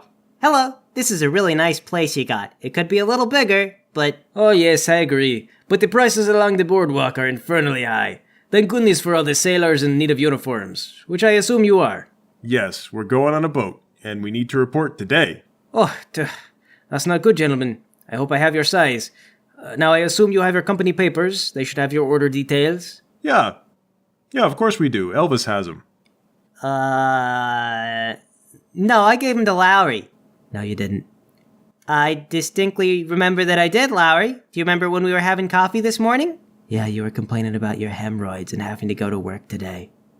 Okay, you didn't have to bring my hemorrhoids into this. I didn't bring up your scrotal eczema. I told you about that in confidence, not during breakfast while everyone was eating.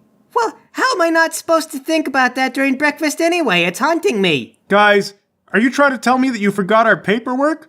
We have to be by the docks in an hour. We're going to lose our jobs. I swear, I gave the papers to Lowry before he started talking about his scrotum. Oh, cuz, I think I saw those papers on the counter. I didn't realize that's what they were. Why didn't you say anything, D? Lowry and Elvis, you guys cost everyone our jobs. We can't go without a uniform. Gentlemen, I have an arrangement with most of the transportation companies.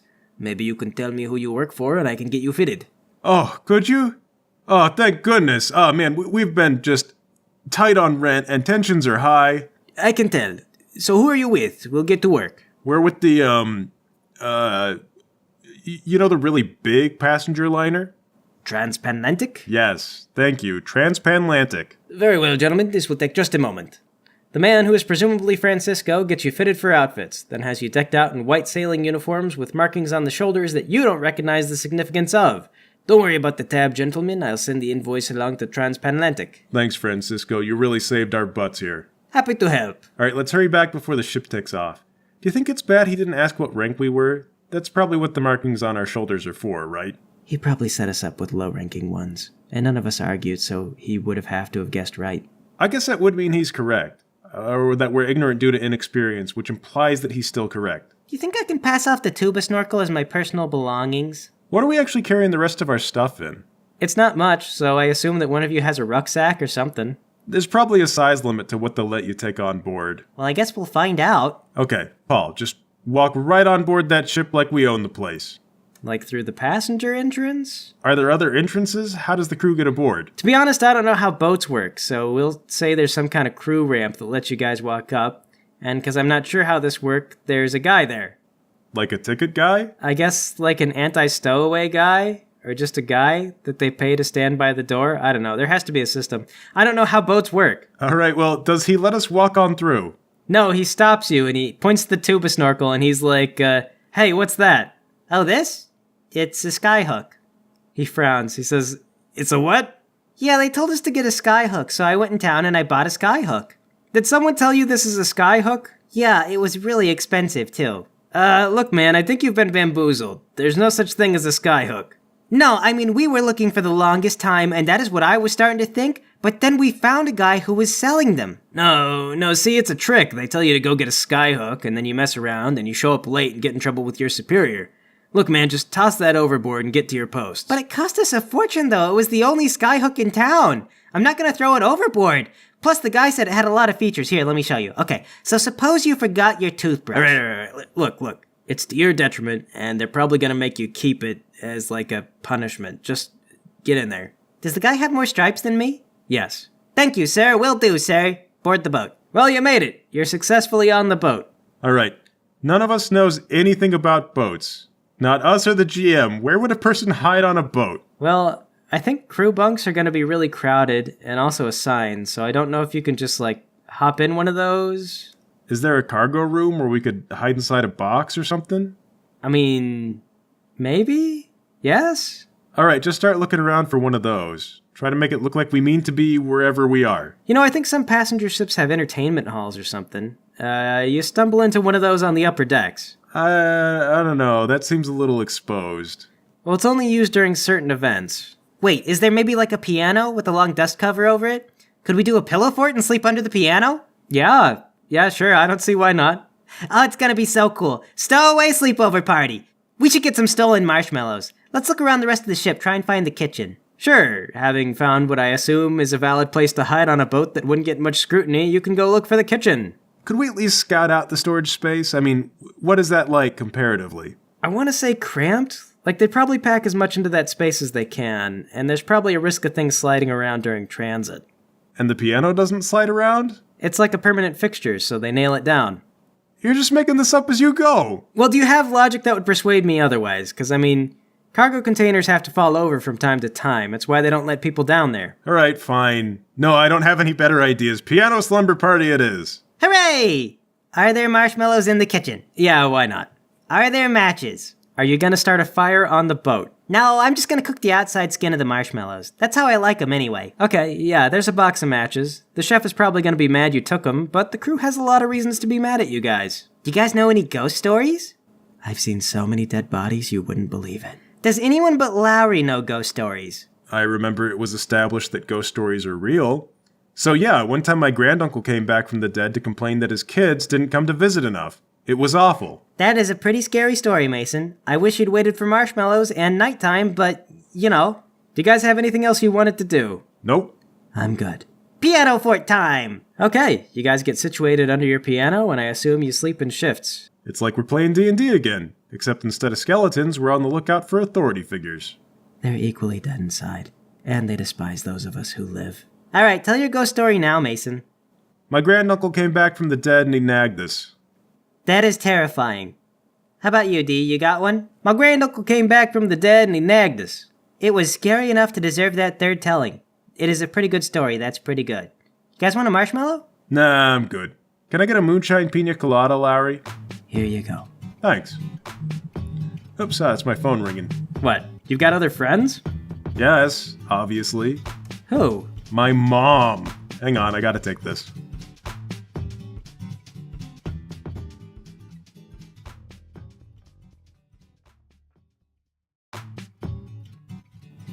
So, Paul, correct me if I'm wrong, but we're definitely looking at a total party kill.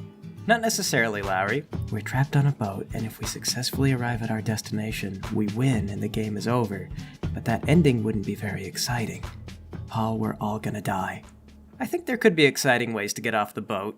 Off the boat is death. I guess the big problem is that there's nowhere for us to run, so all the boat-related conflict has us trapped. See, if we get into trouble, there's no escape. If the boat sinks, we all go down. Well, look, I'm making it up as I go. We'll see how it turns out, but I promise I won't kill you guys while you're still on the boat.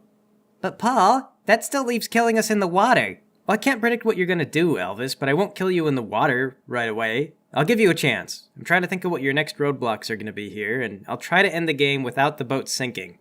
Alright, I'm back. What'd your mom want, Mason? I don't know, some kind of affirmation that I exist. And also my dad is selling his lawnmower. Why'd she need you to know that right now? Do you guys want to buy a lawnmower? Does it come with a toothbrush? I don't know, I could throw one in. Is the lawnmower for free? No, my dad wants money for it. Okay, well that's way over my head. Sorry, Mason. It's fine. I'll say I tried. So anyway, you guys are on the lam for a variety of crimes, all starting with the suspected murder of a sex worker as a result of a peanut allergy. You've stowed away on a large flying passenger ship called the Boudica, and you're sleeping underneath a grand piano to avoid being discovered. And good news! My brilliant invention, the tuba snorkel, can be used as a toothbrush. And you guys called it dumb. How's that even work, Elvis? It's the size of a man's torso, isn't it? Well, it's got an attachment and a chain. So it's a toothbrush chained to a bulky thing. Well, people put all kinds of things on pocket knives, and no one says, well, that's just a bottle opener attached to a tiny thing. They recognize that pocket knives are their own invention. Is the production model of a tuba snorkel just going to be a pocket knife, Elvis? No, it's going to have way more stuff, and it's going to be a lot bigger than a pocket knife. Like what else? Well, it's got a semi-inflatable pillow for sleeping. It can be used as a cutting board, knife not included. I got a whole presentation. Wait, are we in character now? I don't have a presentation in real life. Okay, well, I feel like all this stuff could just be put into a backpack, Elvis. No, you're overestimating a backpack. For one thing, the tuba snorkel doesn't have straps to make it easier to carry. Exactly. The tuba snorkel is also a piece of exercise equipment that builds core body strength. Okay, so do you guys have anything you wanted to do before the boat lands in a couple of weeks? Not really. We're just laying low. I guess I'll steal from the buffet whenever I have the chance. Yeah, okay, all right. So one of these nights, you guys are sleeping and somebody's on watch. Lowry. I'll do it. No, you go to bed on time, Elvis. You stay up every night messing around with your tuba snorkel and it's bad for you. Go to bed. But it's almost perfect. Well, it can be perfect in the morning. Good night. Okay, Lowry. These sleeping arrangements are not amazing, and you do feel tired. It's tough keeping your eyes open. Has anyone walked in here while we're sleeping so far? Not yet. Okay, then I probably gave up on caution, like, days ago. I just go to sleep. So you haven't been keeping watch at all? No, I go straight to sleep and then I wake up with the sunlight. Probably before the others do, so they don't know I'm not doing my job. Then in that case, you wake up one morning when a guy with more stripes on his shoulders barges in and shouts, "What's this, having a nap? Get back to work. Where are you supposed to be?" Oh, I'm with the wait staff? Right, I'm gonna report you. Paul, presumably we're awake now too, right? Yes, the officer goes to the piano. Now clear out, we're having dancing lessons for the children this morning, and we don't want them thinking we're a bunch of filthy drunks. He pulls the cover of the piano away. Surprise! Yeah, surprise! What is this? Happy birthday! Birthday? Yes! Happy birthday! How did you know it was my birthday? Well, The cook told us. yeah, and he was saying it'd be nice to do something, but everyone's so busy, so instead of using our sleep hours to sleep, we thought we'd do a real short birthday thing. Really? Martin told you? I barely know the man. I had no idea he was so sentimental. Oh, yeah. Martin said he really thinks we ought to get more familiar, but he can't suggest that because he doesn't feel comfortable with With intimacy. Thanks, Elvis. Like a non-professional intimacy, but not like a romantic intimacy. Oh. Well, that is a shame. I find him rather fetching. He also finds you fetching. Go to him. What? Now? Well, not later, sir. When else will there be a chance? Isn't he cooking breakfast? And I have to prepare the ballroom. We could do it. For the sake of love. Well, I just need to put the cover away and do a bit of cleaning. I suppose... Wait, how is this a birthday celebration? Well, we jumped out and we did surprise, and you were surprised. Yes, but what about the celebratory part? Look, I've never done a surprise birthday before, okay? It's really hard. We had to figure out how to surprise you, and where to surprise you, and how to tell you that Martin is in love with you. Wait, in love? But I barely talked to the man. Well, the heart, you know, she does as she pleases. I don't know. I'm starting to think he sounds a little clingy. He's so clingy. No, that's not fair. You shouldn't pass judgment without talking to him. Have you seen the way he hangs on to the lieutenant chef? Martin is totally clingy. You mean the sous chef? Yeah, huge red flag right there. So you don't think I should talk to him? No, sir, don't listen to Elvis. Martin is a great guy. Maybe just feel it out. See how it goes. I actually think Martin and the sous chef are an item. Martin is clingy, but that doesn't mean he can't be a two-timer. You know what, Lowry? That is just baseless speculation, and you should be ashamed. Listen, gentlemen, I think I understand. Now, was there anything more to the celebration, or should we get about our business? Well, we do have a little liquor if you wanted some. Elvis! It's his birthday! But I'm working. It's your birthday! Besides, none of us are gonna tell anyone, right? Do I have to mix the drinks?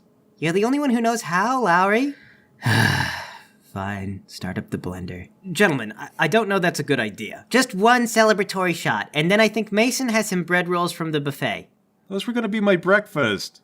Now, you know you're not supposed to steal from the buffet. Crew members have their own dining. It was the end of the night. They were due to be thrown out.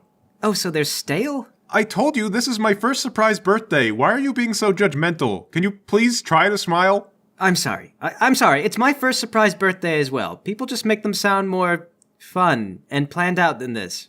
We'll see if I throw you another one. Jeez. Here's your drink. You're right. I suppose I shouldn't be so harsh. I suppose it's nice you went through the trouble. Is there coconut in this? Did you not see me pull an entire coconut out of my bag, smash it with the tuba snorkel, put the chunks in a blender and mix it all into a drink? What's a tuba snorkel? It's this big stupid thing we have. Gentlemen, I'm... I'm deathly allergic to coconut. What? He falls over. What? Cousin D drops down and checks the guy. He's not breathing, cuz. Why? He said he's allergic to coconuts. I think it's anaphylactic shock. How are people so bad about managing their allergies? They should have to wear a badge, or wear a colored headband, or something really obvious. It can't be my fault if they eat food they're not supposed to have. I didn't know coconut allergy was a thing. Well, it is a type of nut. Just because it has got nut in the name does not mean it's the same as peanuts. Guys, his heart has stopped. You're not an expert on allergies, obviously, Mason. I bet you wish you'd studied to be a doctor now. But no, you wanted to be an orichalcum miner. It sounded cool at the time. Magic metal mining? How could that possibly suck? I always wanted to be a traveling swordsman, but I'm scared of sharp objects. Okay, yeah. He's definitely dead. You could probably get around that fear by wielding a mace. But other people would have sharp objects. Could someone else be reacting to this? I'm kind of freaking out here. We're already across the Rubicon, D. I wish you'd stop being so negative and would start coming up with proactive plans. Well, pardon me, but I didn't think someone was gonna die as a result of us stowing away. He didn't die as a result of us stowing away. He died as a result of us celebrating his birthday. It is a totally different moral. Well, I don't think I never killed anyone at no birthday before. Well, it was only a matter of time, D. You remember when you broke Cousin Paulina's leg? That was a freak pinata accident. People let their guard down during birthdays, D. Birthday deaths happen all around the world every single day. Many of them involve drinking. We're just another statistic, D. So anyway, a bunch of kids are gonna show up soon. That's gonna be interesting. No, I won't do this to the kids. We have to confess what happened. It's all we can do. No, don't do that. They won't believe us. They'll think we killed him. Yeah, Martin's gonna hold a grudge. He had his eye on this dude. Elvis, that is completely fake. We made it all up. Yeah, but Lowry, my heart's really in the story now, and I want it to be true. We can't just leave a dead body for a bunch of children to find. We'll toss the body overboard. No one will see it.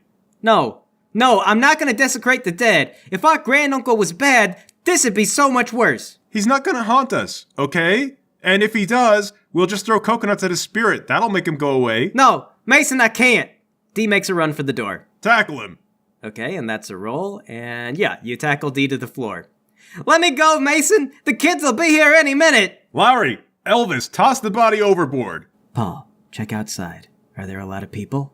Yeah, there's a fair number of people milling around the deck. It's a little crowded, Mason. Alright, guys. It's time to prop this guy up, put some sunglasses on him, and pretend he's still alive. No, we are not doing that. But it'll be really funny if we pull it off. They'll write cool books about us, Mason. Just wrap him up in the piano cover and toss him. Do it like it's a job you have to do. Mason, this is a desecration of that poor man's body. All right, wrap up the body. Elvis, you take that in. I hate how this is becoming a thing with you. I don't like that this is our bonding time. I hate we have to keep ditching the bodies. Anyway, go to the door, then just forcefully toss that body overboard. No! Lords have mercy on us. I tried. All right, get off D. Look down the deck. Who all saw that? Well, there's a gaggle of children, a few parents, and another deckhand headed towards you. The deckhand jogs up. What was that? A tuna fish. Big tuna fish. Just jumped up right on the ship. But we're in the sky. Oh, right. The boat flies. Have you heard of flying fish? I have, but I've never seen... That was a sailfish. It's a type of tuna that flies at high elevations. They're kind of like the opposite of an albatross, in that if you kill one, it's good luck. So glad we got that sucker. Okay, Look, but... I got a lot of work to do, okay? Martin's running me ragged. Ask him if you have any questions. I run off. I guess I follow. Go back in the ballroom, grab the tuba snorkel, run after everyone. All right, D chases behind. Where do you go? I don't know. Anywhere but here. Wander patrols around the cabins like we're supposed to be there. Well, it isn't too many hours before you hear an announcement on the ship's PA. This is Captain Beauregard, hereby calling all available hands to a meeting in the crew quarters, starting immediately. You guys think that's bad? That's probably bad, right? Well, I guess we ought to go. No, that's stupid. We should make a run for the lifeboats while the captain has all the crew distracted. Does anyone know how to navigate or drive a boat?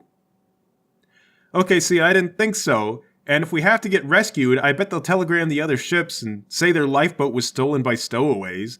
We'd either have to make it or get arrested. Well, we're gonna get arrested anyway if we don't take this opportunity. Alright, look, let's just go to the meeting. Maybe it's that dead guy's birthday. Or it could be our funeral. To be honest, I'm kinda on the same page as Lowry. I'd be pretty mad if someone killed my crewmate. Well, I'd be pretty mad if someone kept poking holes in my plans, D. All right, we go to the meeting. Okay, you go downstairs and you find yourself in a convenient, wide-open area where the captain can address the crew. They just have a big empty room for people to stand around in. They do in, like, I don't know. Probably they do this kind of thing through a chain of command, but whatever.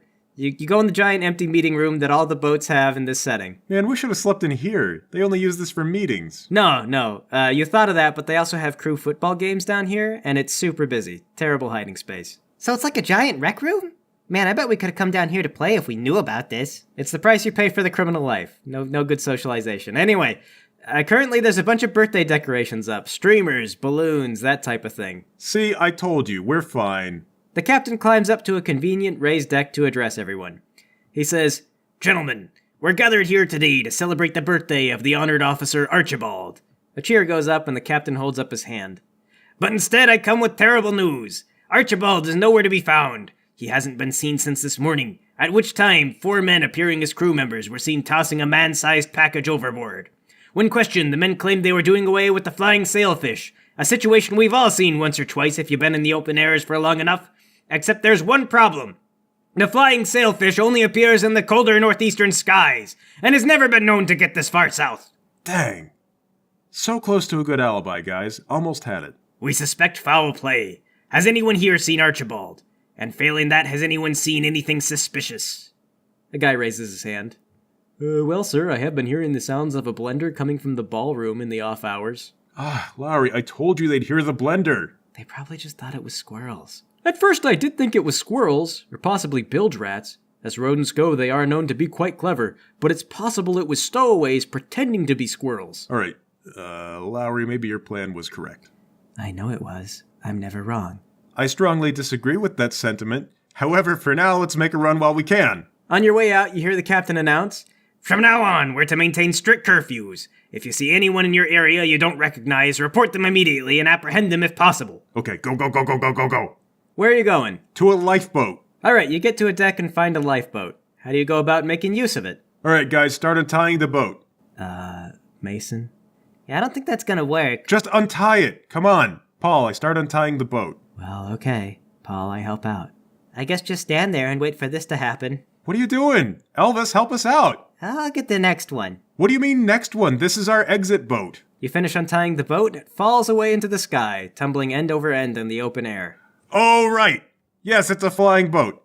Okay, D, hop inside the next one and then turn the engine on. We'll get it ready for takeoff. Are you sure, cuz? Can I get the engine on and then you start to untie it? Stop poking holes in my plans. All right. He hops in the next lifeboat. Okay, everyone start untying. I got it this time. A crewmate runs out on deck. "I just saw a boat go over. What happened?" Oh, yeah, it seems like one of the boats was loose, so I'm checking this one to see if the ropes are tight. Oh, shoot. Okay, Paul, start tying the ropes back. Yeah, it looks like this one is loose too. Good thing we were here. Keep untying on my end. Did you see what happened? Yeah, I just told you, the boat fell. Okay, my end's retied. I go to retie Lowry's ropes. I go to untie Elvis's ropes. I mean, did you see how the boat fell? Yes, obviously, gravity pulled it down. All right, Lowry can untie faster than you can tie, Elvis, and the lifeboat begins slipping. Inside you hear D. Mason? Oh no, this boat is falling too. I better get on board and fly it back to the ship. Paul, I hop on the lifeboat. Come on, guys. Board the ship. Throw the tuba snorkel ahead and leap on in. You guys, I don't know how to turn this engine on. You what? You had one job. You don't do anything, D. The boat slips away. Oh God. So we're just free falling? Down you go. Oh my God, D, you failed us. Why did I trust you? Elvis wouldn't have messed up like this. All right, the engine can still be turned on. There's a series of runes that need to be properly aligned, but it does take a little technical know-how which you lack. All three, if you like, can claw your way to the engine and attempt to align the rings, but it's going to take a slightly higher than average roll. Okay, here goes. Oh, that's not good. You're going the wrong way. Here, let me do it. That's not good. No, you had it lined up perfect a second ago. Oh, wait, no, I don't know what I'm doing. Okay, you all failed. Well, it's a 2-minute drop. Try again. Okay, stand back. No, I think I just tried this configuration before. You did. That's how D had it, and it was wrong then. Well, that's how I had it last time. Shoot. Okay. Let's set everything to 0 position and start over again. You guys got it all messed up. Man, 6 failed rolls in a row. There's still time. 3 more rolls. Maybe try bowling the dice for those high numbers. All right, here it goes. All right, let's try every possible combination starting with 1, 1, 1, 1. Obviously, that's dumb. You're supposed to line up the shapes. The square goes next to the triangle to make a little house, and then you put the circle here and it's the sun. No, you're both wrong. Because nobody lives in a house in the sky, so that can't be how they designed it. Let's put it all back to 0 and start again. Okay, wow, that is 9 dice failures in a row. This campaign is cursed. Does anyone have any good last-minute ideas? I deploy the tuba snorkel. You deploy the tuba snorkel! So are we dead or what? Nah, I know where to go from here. Buckle up, guys.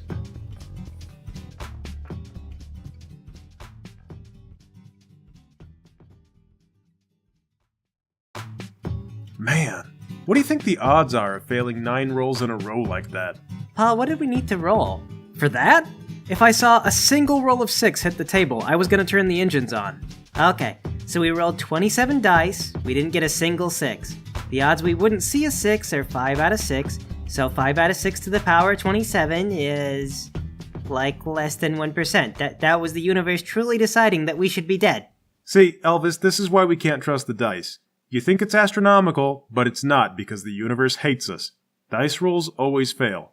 No way, Mason, that's not true. I get plenty of warm fuzzies from dice rolls. That's because you roll them for stupid things that you shouldn't be able to fail. Like you don't have to roll to walk down the steps, and Paul doesn't make you. Well, if I get a crit fail, I have to fall down the steps. I mean, you don't have to, Elvis.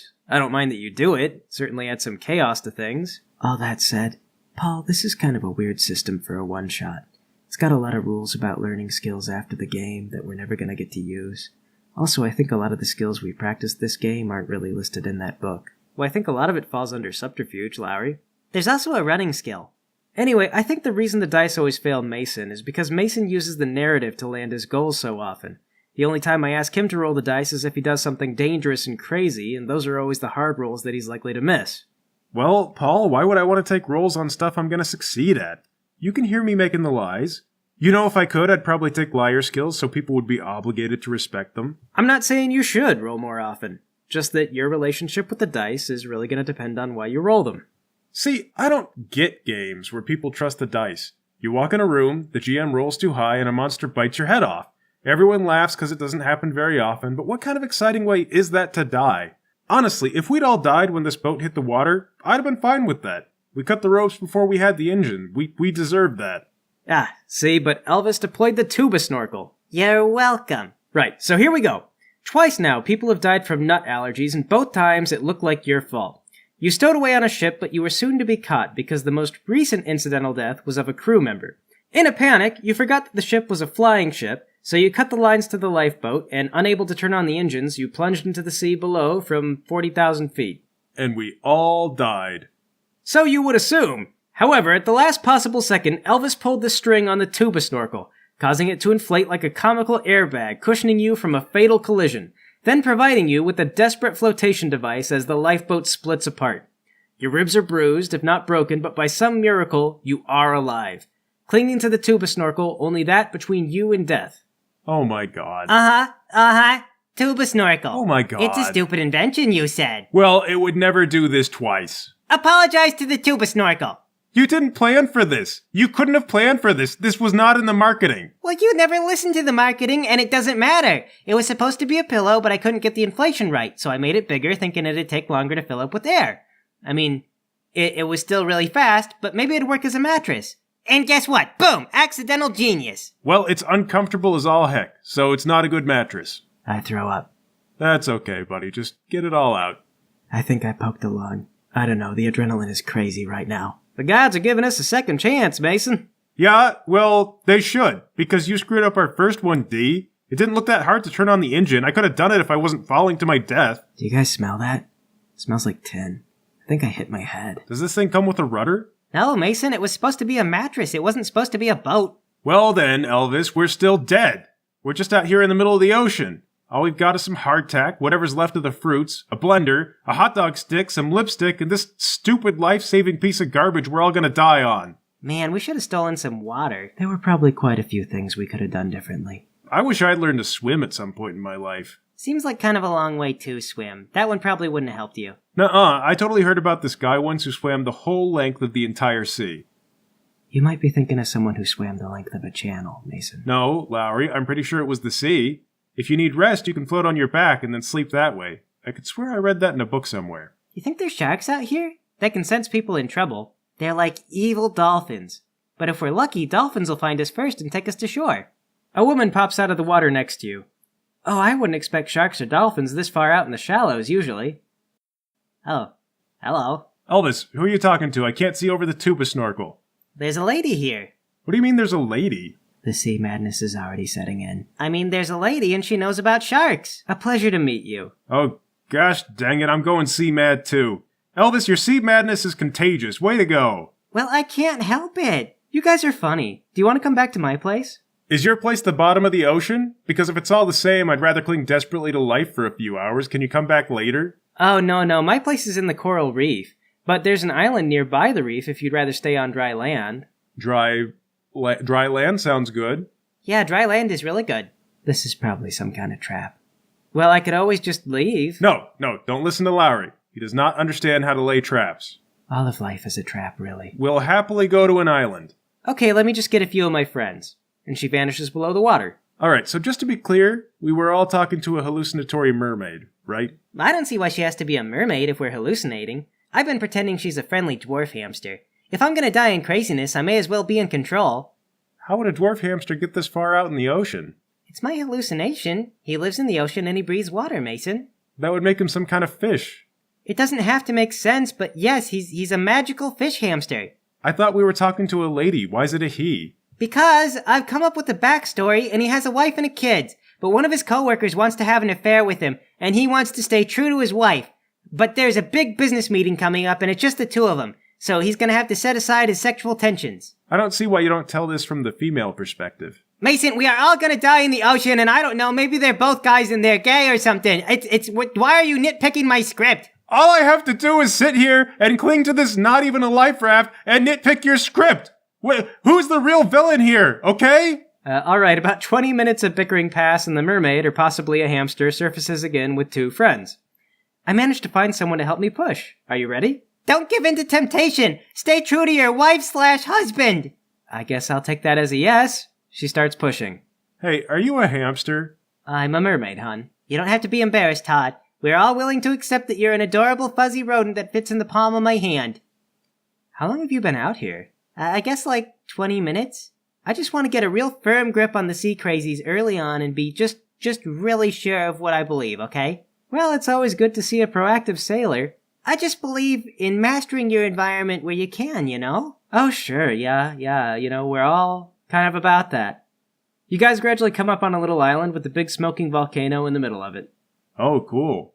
We're going to a classic deserted island. Question though, should we be here if the volcano's active? Oh, Moxacoodle is always awake. But not to worry, he's happy right now. Okay. Is Moxacoodle the volcano? He's a great and powerful being in the form of a volcano. You can offer him prayers. Alright, and if I pray for him not to explode, does he listen? Of course, that's what we usually pray for. What if I pray for someone else to come save us from the island? I don't know, no one's ever tried that before. Has Moxacoodle ever exploded in spite of the prayers? Not in my lifetime. They push the tuba snorkel and you guys with it up to the beach. Make yourselves at home, friends. We'll be back with dinner soon. Okay. Bye. What a nice and clever dwarf hamster, and such perky boobs. They're gonna sacrifice us to the volcano. They're gonna throw us in. Do you think they'd really? They seem so nice.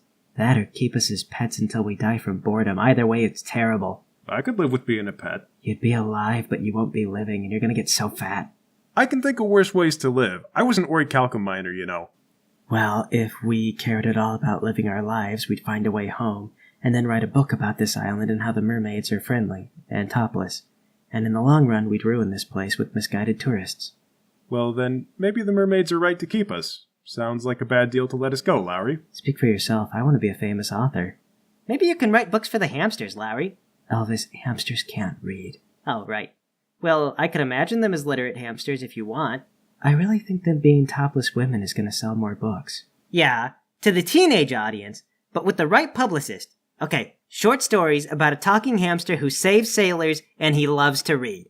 That's like 100 years best-selling children's author stuff right there. I guess that's money. But what about the respect of my peers? Lowry, you hate your peers. We're your peers. You hate us. You're right, I forgot. Well, Paul, we're on a deserted island. What is there to do? Not much, except for make a shelter from the sun and poke around the palm trees. Oh, great Moxacoodle! Will you please set up a shelter for me so I don't have to? The volcano rumbles. Oh, crap. Don't do that! You're gonna make Moxacoodle mad! We're sorry, Moxacoodle, he doesn't believe in you! An extra puff of smoke belches out from the volcano's mouth. Don't tell him that! I mean, I never had a reason to believe before. I'm new! You guys hear one little rumble and you assume the volcano's alive. Well, I'm not gonna mess around and find out. Well, I will.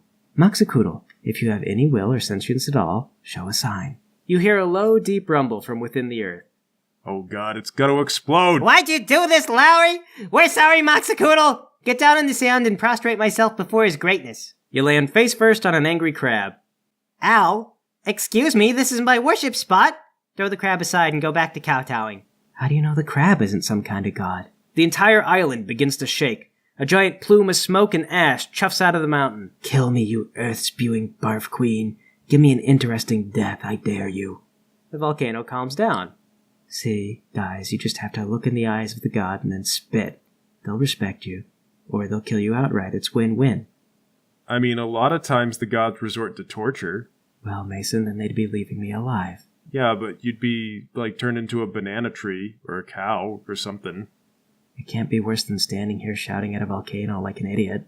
Well, I, for one, believe in the volcano god. He took pity on me and Elvis, and obviously just didn't know what to do about you. Yeah, so we can rule out this thing being all-knowing. It has volcano powers, and can reach at least this entire island, which for our purpose is pretty godlike. Yeah, and the hamsters worship the volcano, so we're just kind of fitting in with the culture.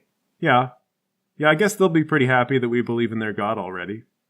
Actually, you know what? I'm gonna climb Moxacoodle. Why? Won't that make him angry? Not if I just want to talk and, I don't know, throw, like, some stuff in him. What could you possibly have in common with a volcano to make it worth talking to? I don't know.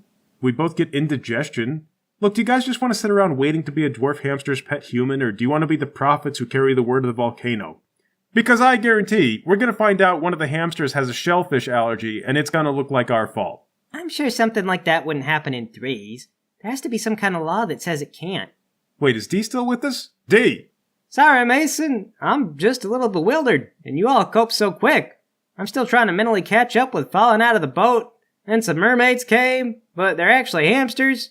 Yeah, And now- yeah, it's a whole parade. Now get up, we're going to go climb Moxacoodle and learn his holy wishes. When those mermaids come back, we're going to be the land-dwelling prophets of their land-bound god. So are the hamsters, or mermaids, Stop trying to process it. You just got to get your mind out ahead of you, D. Start watching where you step and not where you've stepped. Okay. Don't worry, D. It takes a while to adjust, though some people never do adjust. I think I might be falling kinda in the latter category. Okay, well, how about this, D? We probably do need shelter. Can you make us some shelter and maybe gather some coconuts? I mean, I reckon I can understand coconuts at least. All right, perfect. I know it's not the new life that you expected, but it is better than the meatpacking plant, right? Well, there's been a lot of low points on this trip. I won't say it's worse than the meatpacking plant, but I'm gonna have to see how the island works out before I know for sure. That's the spirit. All right, Paul, we start climbing up the mountain. Okay, D stays behind to make shelter, and you guys head up. How far do you plan to go? All the way to the top, because there's a chance that this really is a supernatural volcano, and I'm not going to mess around taking chances on that. Alright, it's a difficult journey, but you're motivated by the hope that this volcano may actually have magic powers and will choose to speak to you. When we get to the top, Elvis, look for a flat stone that we can carve stuff into. Are we gonna do a tablet? Yeah, I mean, you can't climb down from a high place without a tablet, or they'll think you didn't speak to God. What if we get down and D has built a golden statue to worship? That doesn't seem like something D would do. I don't think D even believes in Moxacoodle anyway. Well, I didn't want to say this while he was with us, but D seems like a really passive follower type. He'll probably worship Moxacoodle as soon as he catches up to it. I mean, it's going to depend on how well we sell it to him. Let's see if we can get some kind of response from the volcano. Paul, I get down on my knees and gaze into the rising smoke of Moxacoodle. Oh, Moxacoodle, great volcano, I wish only to be your bridge, your vessel. Show me your wisdom so that I may take it with me down to the mortals below. Moxacoodle is silent. See, it's just a volcano. Lowry, this is his first time having worshippers sitting there at the edge of his mouth. All his previous worshippers were coconut trees and mermaids. Just give him a minute, okay? Maybe he's shy. Please, Moxacoodle, we beseech you, let us carry your wisdom to your worshippers that they might know you better. The silence of the volcano is almost eerie. Why don't you just explode and kill us, Moxacoodle? Death is inevitable to us all. Make an example. Shut up, Lowry. Nobody's gonna respect tablets that say, Og, Og, I'm dying in lava. The volcano has to have an opinion. You're not sure if it's just the fumes or you, but the smoke of the volcano is beginning to take on odd shapes. Wait, hang on. Look, you see that? It looks like a dog. Does it look like a dog, Paul? If you squint, yeah, at first. But gradually, the smoke begins to settle into 3 somewhat humanoid shapes. They're high up in the sky, but they look a lot like people, you swear. Look, people, see? Moxacoodle speaks! He acknowledges us! It could still be coincidence. It's natural to see faces and objects that don't have them. People are hardwired to do that. The people come down from up high and meet another humanoid figure. This one has a tail. One of the figures lifts up what appears to be a rock or some heavy, blunt thing, and smoke cascades down over the figure with the tail. Okay. Alright. I think I see where we're going here, and I don't think the mermaids are going to be super happy, but I get where we're going. The smoke that was the object and the mermaid mingles for a while, and then one of the humanoid figures pulls a necklace away from it. The necklace is sharply in focus compared to the rest of the smoke. The figure then casts the necklace into the volcano. Okay. I was kind of hoping for some rules to live by, you know, something to boss D around. Could we have some rules to boss D around after we kill the mermaids? Oh, so they're mermaids now. They're not hamsters anymore. Well, I'd really rather not have to kill an adorable dwarf hamster. Those guys are super cute. I guess the mountain wants this. Are you going to explode if we don't do it? The volcano rumbles. Okay. I don't know what the mermaids did, but I respect your choice and your ability to burn us all to death. Elvis, I guess bring that tablet with you. Okay, it is prophesied. We head back down. Alright, you arrive back at camp where D has done his best to put up a shelter. He asked, how'd the divine mission go? Well, we did get a vision, but I should probably tell you about it later. The mermaids return. They got a bunch of clams, shrimps, lobsters, and other kinds of fish, and a giant clamshell that they're using as a platter. Here you go, boys. Dig in. Yep, called it. Shellfish. Of course, they're easier to catch than regular fish. Okay, Elvis, can you hand me that holy tablet? Here you go. Okay, Paul, which one of these mermaids has the necklace that I saw in the smoke? The lead one that saved you. Okay, stand in front of her. So, ladies, I climbed the volcano and Moxacoodle gave me a holy mission. You climb Moxacoodle? What did he command? Bash her in the head and take the necklace. D and the mermaids all panic. Come on, guys, we have to go! Grab the tuba snorkel, run! Grab the seafood platter. D follows behind, not sure what's going on. Why'd you bash her? They were our only source of food! Moxacoodle has spoken! Alright, you scramble back up the volcano. Cast the necklace into mighty Moxacoodle! In it goes! Smoke billows out of the volcano's mouth as it begins to sputter with flame. The island begins to shake. Come on! But I did what you asked! Well, we must have messed up the divine vision. It was really clear! Hit the mermaid with the rock and then throw the necklace in! Amid the smoke and sputtering embers, a face appears. Gaze upon me, mortals, and know that I am Tu-Ka-Anu. Wait, I thought you were Moxacoodle. Moxacoodle is a volcano! My prison of many long eras. See, I told you it was just a volcano. There was a perfectly explainable demon living inside of it. Well, that is still powerful and rightly feared. Indeed.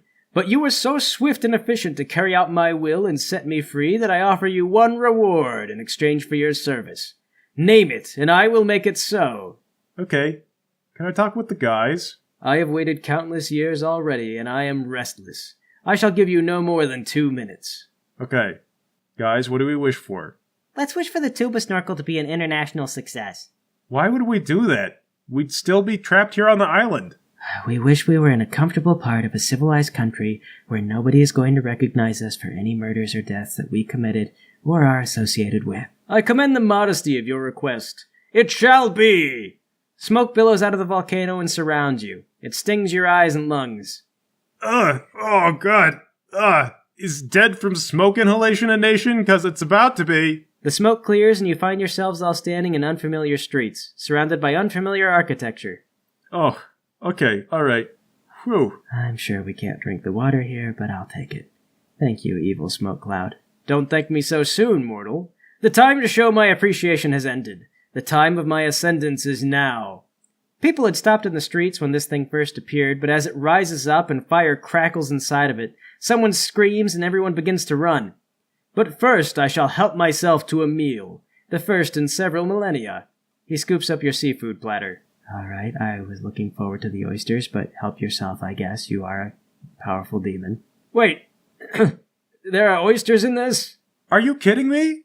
They weren't even mixed in with anything. They were just sitting there. I am allergic to shellfish. There was nothing but shellfish on the platter. It was just obviously shellfish. Nothing but. Well, I haven't seen one in so much time. The fiery embers that make up the creature's eyes fade away, and shortly thereafter the smoke dissipates on the wind. Well, I just want to go on the record that was not our fault. You shout in a language that no one speaks as the crowd surrounds you with cheers and applause. They scoop you up and throw you in the air, and before you know it, you're taken to see someone important.